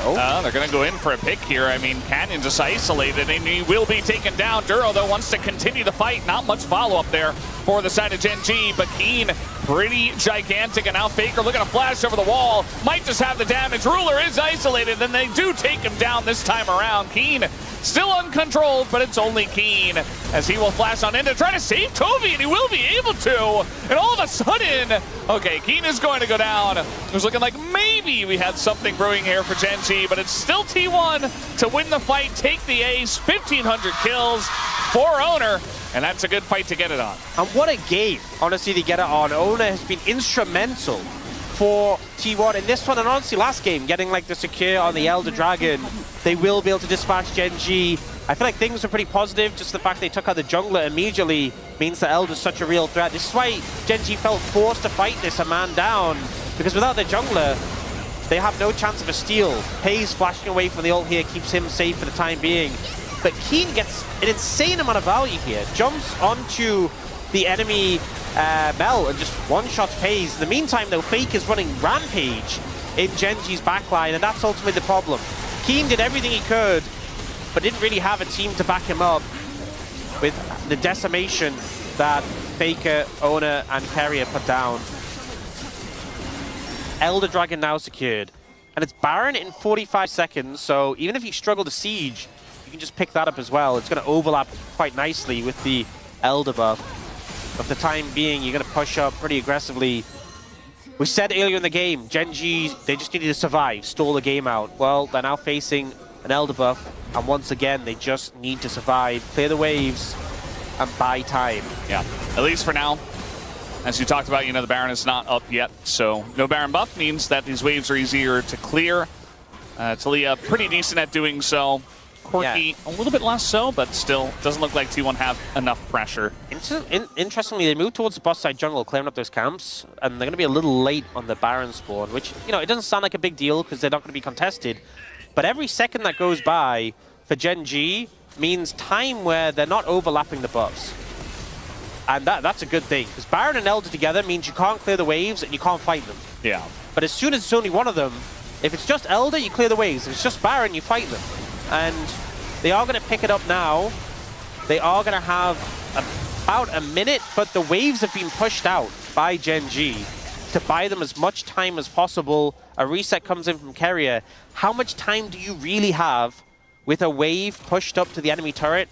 30 seconds, you get 2 waves maybe, and then the Elder is gone, and T1 didn't get a ton of value out of it. They're still mega ahead. They still have the Baron. They're still in a great position, but Gen G, they've bought time at least for now. If they have to sacrifice a tower here, it's definitely worth it. You don't want to fight until that buff is cleared. Yeah, almost certain you're going to have to sacrifice something here on the side of Gen G. The question is really, where is it going to be? It looks like T1 main siege is up on the top side of the map. Okay, 20 seconds, last wave. If you have to give up the tower, then do it. Yeah. There's the wall. I mean, that's a little bit lackluster. Doesn't really do anything, and now Chovy's out of position. Straight on the miasma. Does go golden, but that just means that the Cassante is dead, and so is Chovy. Ruler gonna get ulted as Duro's trying to peel, but the Elder is too strong, and so are T1. Right? Guys? Okay, Ruler is going to get the kill, but we still have Elder. Wait, it's Elder's 2v2. down. Elder's down. But they have Baron, so they've got a big wave. This is the 2 carries of T1 that aren't quite strong at this point in time. Canyon. Oh, that's going to be a reflect on the missile. Not able to get the root here on a Ruler, but I think eventually in the extended fight, no, he's going to miss the poison. If he gets some health back, Duro's up in 10. It might be an open Nexus, but they might be able to defend the base. This is so silly. How are T1 not able to end this game here? Miasma comes in. Canyon maybe a little bit too far forward, but he's able to frontline. Pays, though, gets on in there and shuts it down and says, no, the game is over, guys. Enough. I've had enough of this, says Pays. I will win the game for my team, and not the first time either. T1, they take Saturday Showdown in a 2-1 victory against Gen G. A massive victory for T1. A crushing game 3, and even though Gen G fought hard to make it competitive, fought back from a massive deficit and made them really work even for the end of the game, it was a T1 who started that game off so well. They came for that momentum in game 2. One of the closest games we've had this season, just managing to win it out.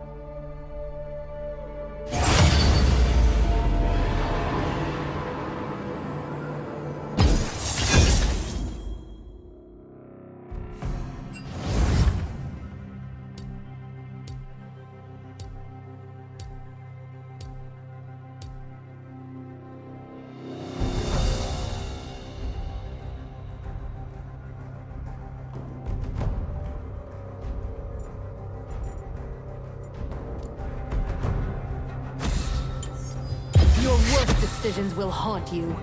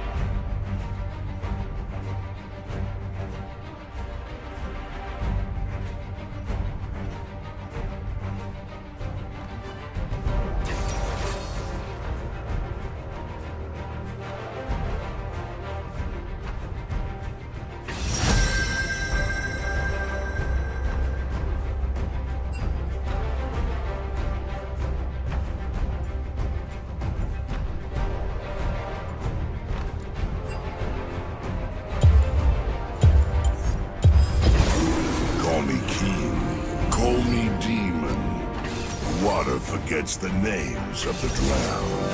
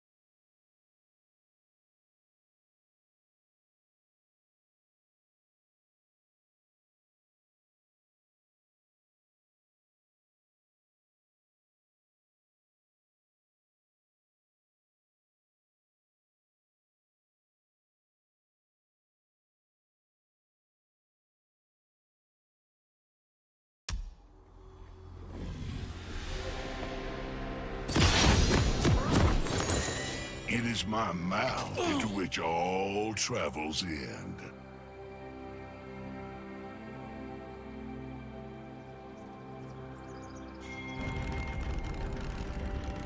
Welcome to Summoner's Rift.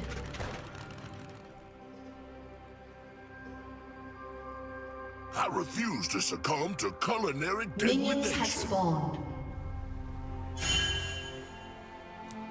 A true meal requires foresight to manifest.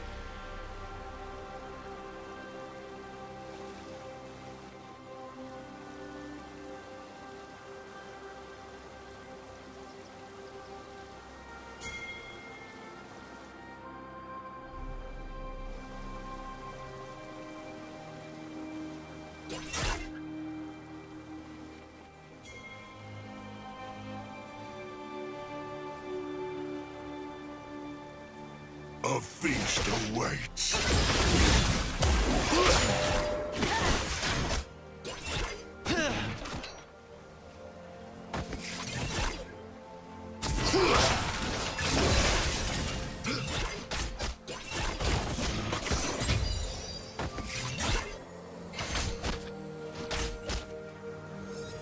Another snack.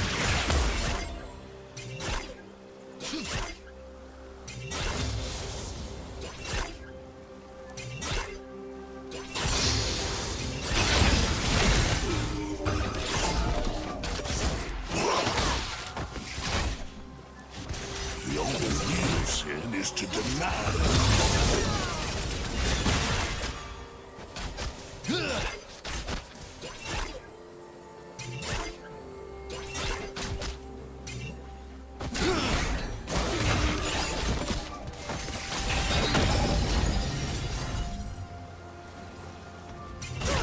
I am the River King!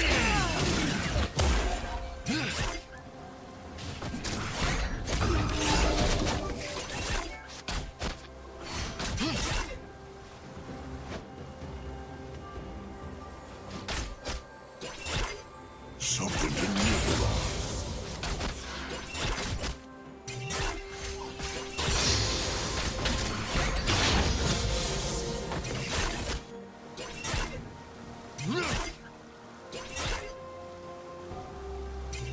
The river never stops.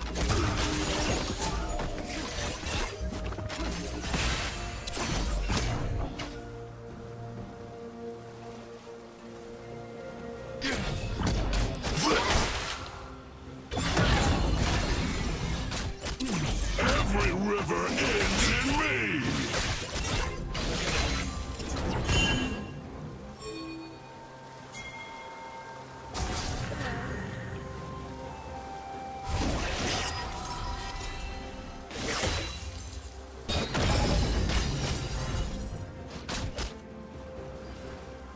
True appetite never wanes.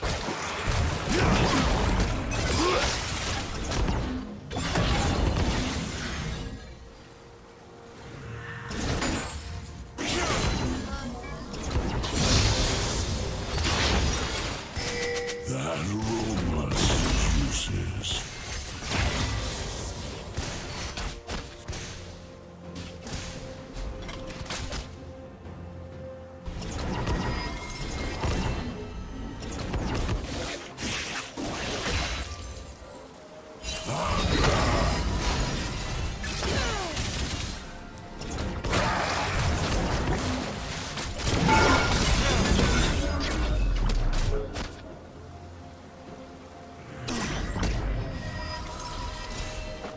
All shall drown in my magnificence.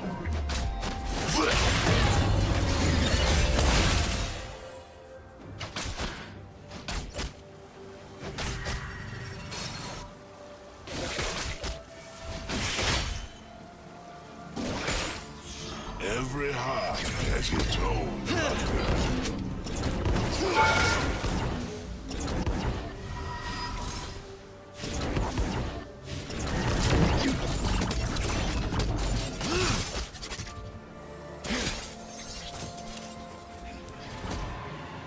No true hunger can be abated.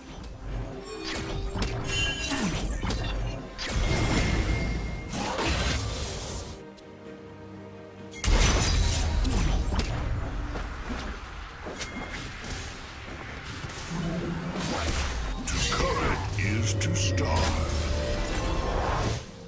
First blood.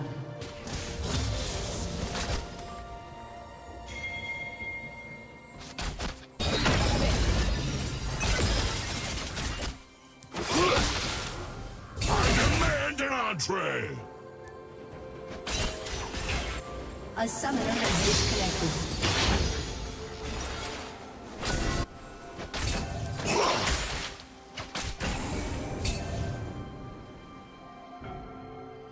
Everyone ends downriver, eventually.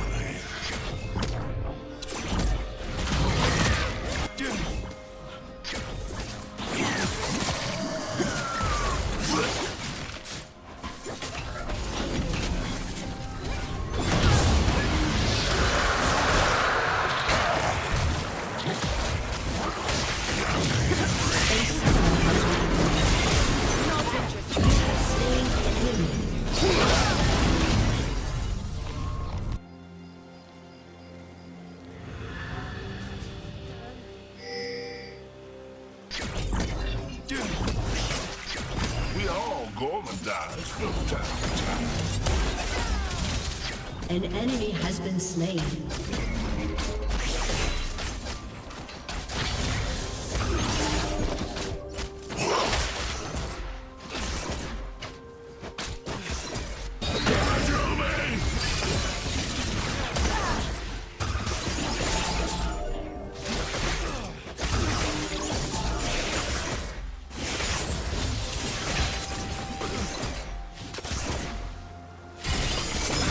My diet is expansively unique.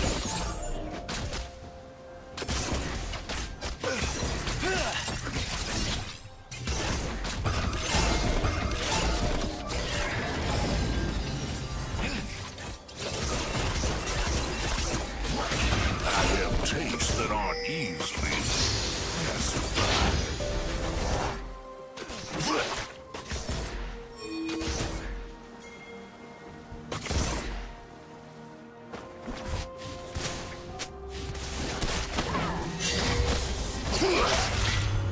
All the world's a river, and I'm its king.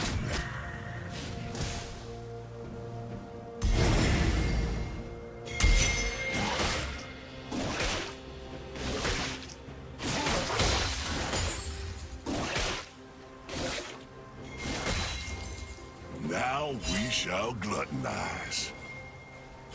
An ally has been slain. An enemy has been slain.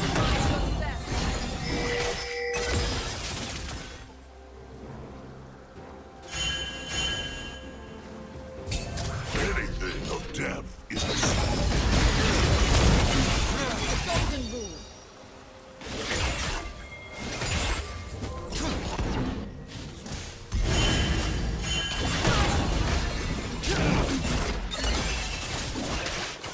Let us eat voraciously and overindulge.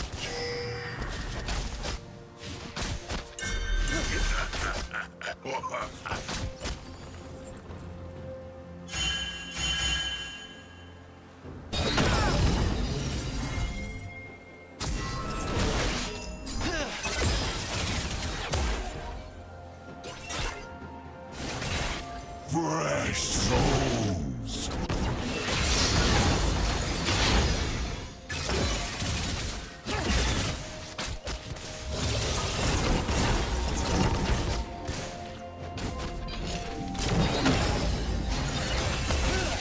Where is that taste? Killing spree.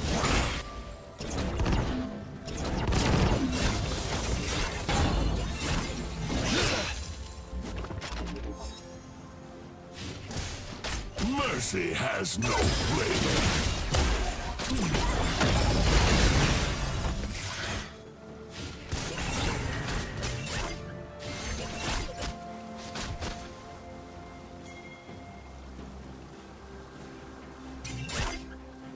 Misery has a delectable taste.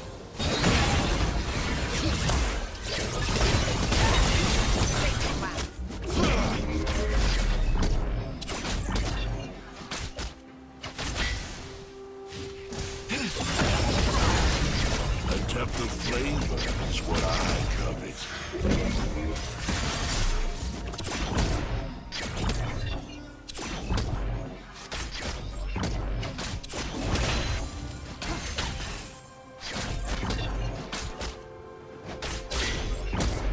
A bargain is due.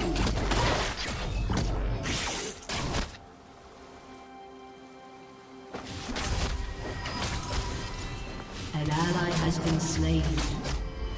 Enemy double kill. Even when you have no bait, you can still cast a line and hope.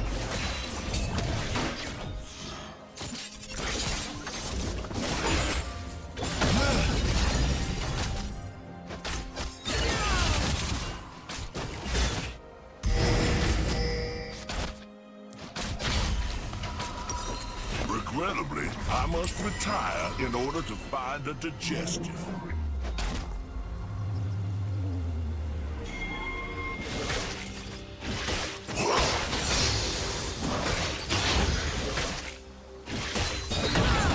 Rampage. Where is it?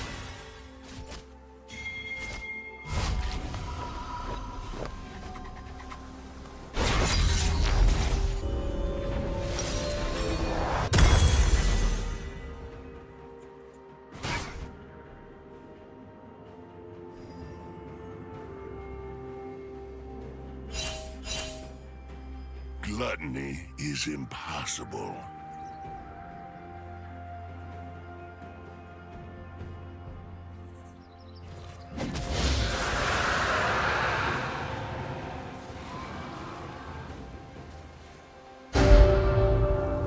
I am appetite focused.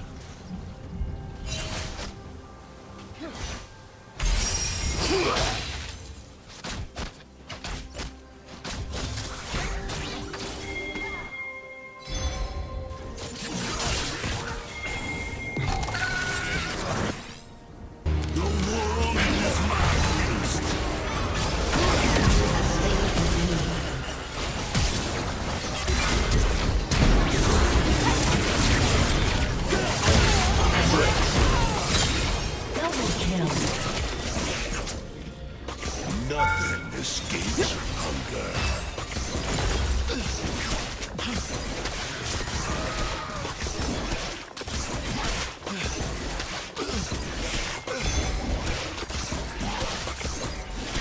Your team has destroyed a turret. An enticing culinary prospect.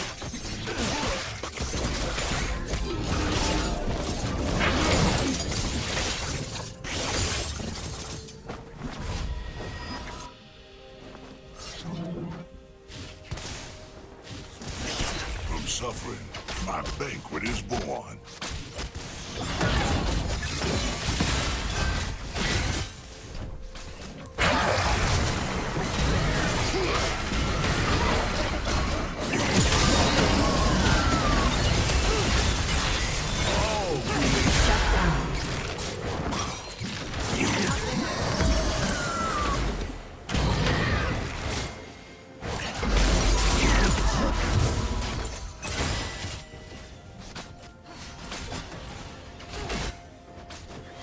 Godlike. Shut down. I refuse to succumb to culinary degradation.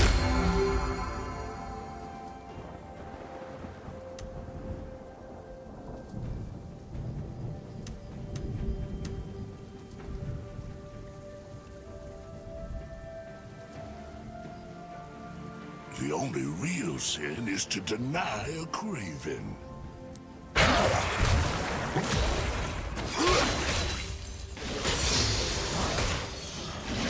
An ally has been slain.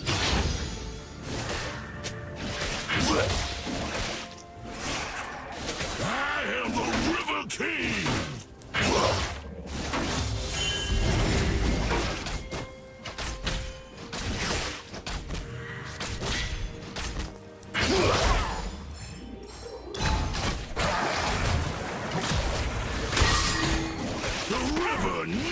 stops.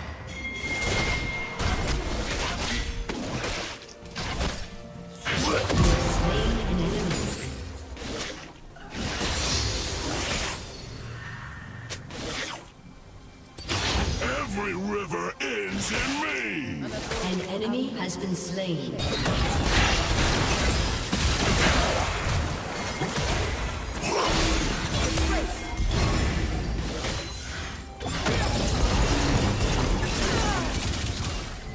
True An enemy has been slain. Double kill.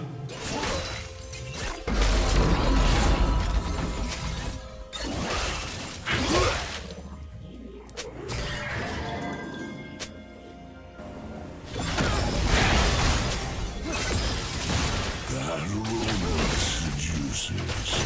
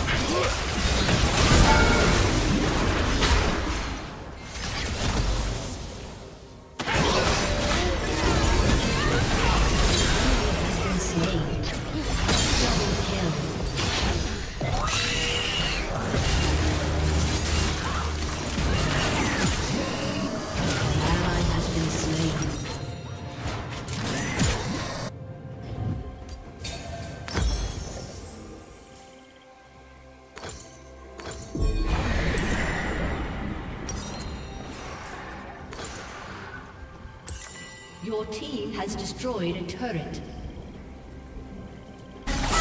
All shall drown in my magnificence. Killing spree. Shut down.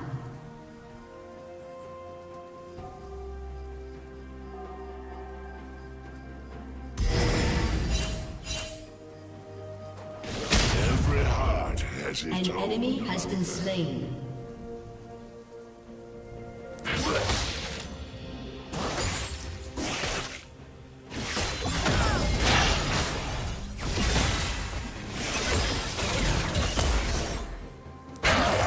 No true hunger can be abated.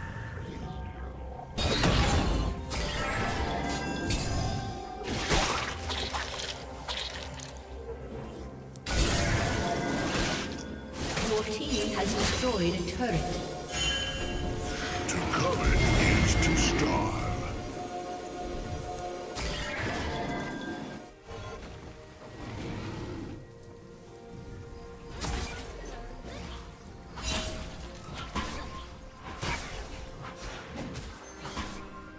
I demand an entree!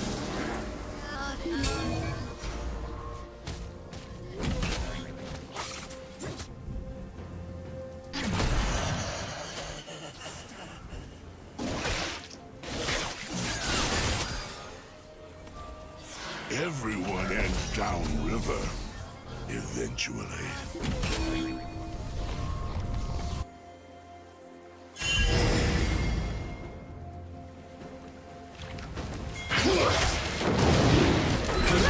Has been slain.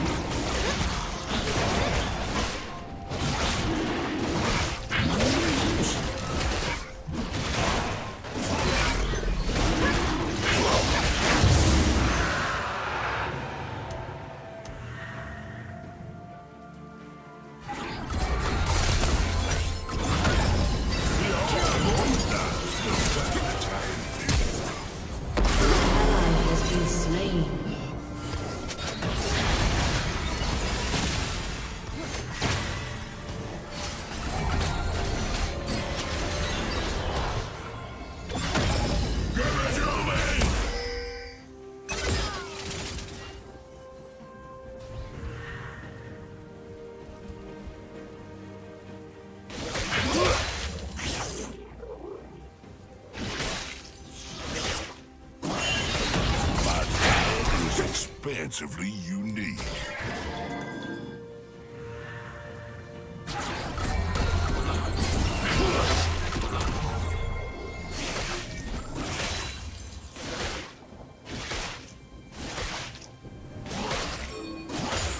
An enemy has been slain. Crucified.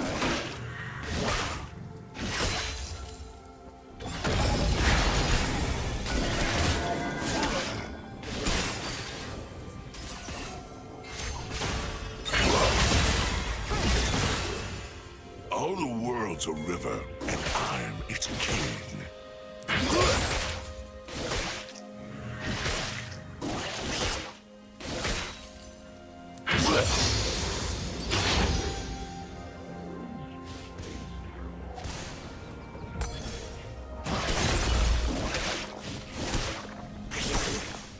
Now we shall gluttonize.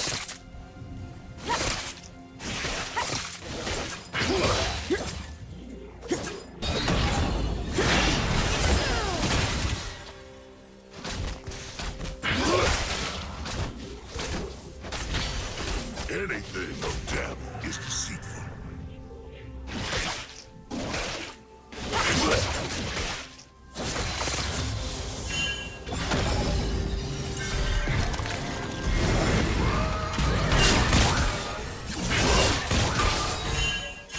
Let us eat voraciously and overindulge.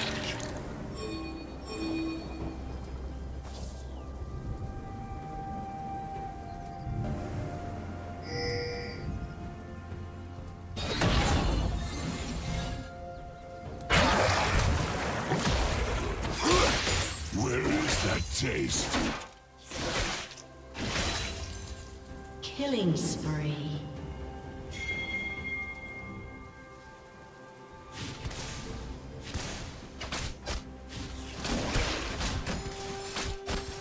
Mercy has no winner.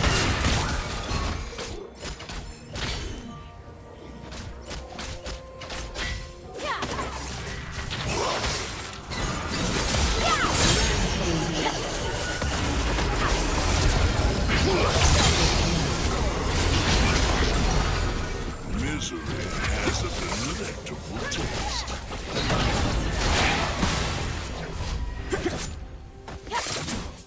Your team has destroyed a turret.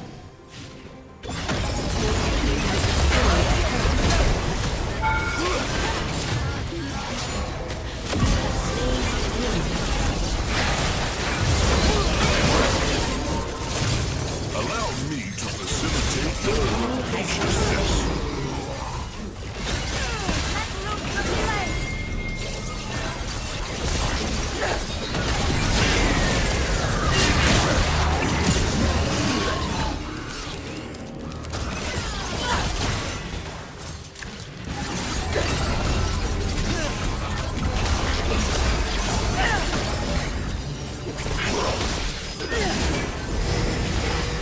A depth of flavor is what I covet. Fear me.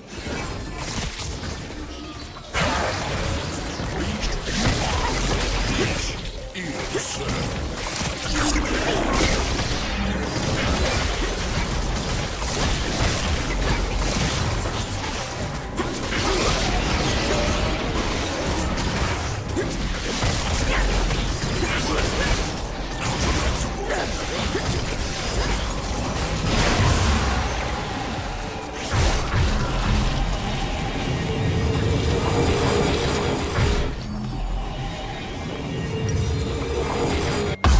I refuse to trouble myself with charlatans.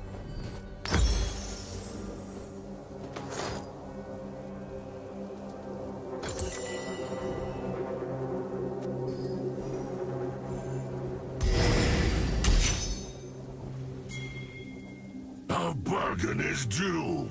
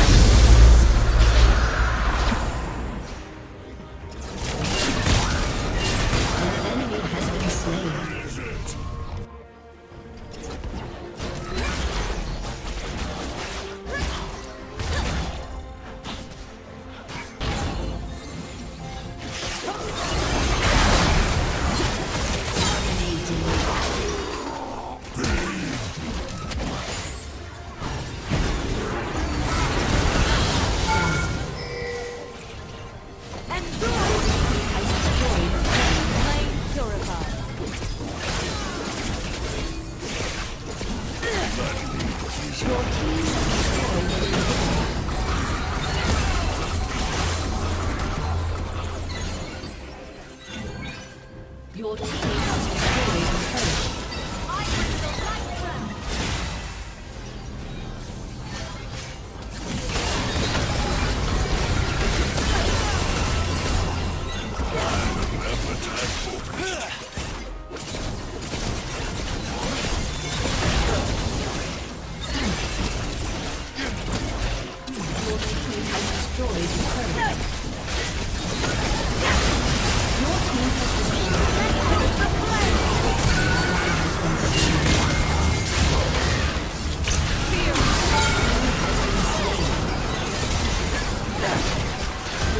has destroyed a turret.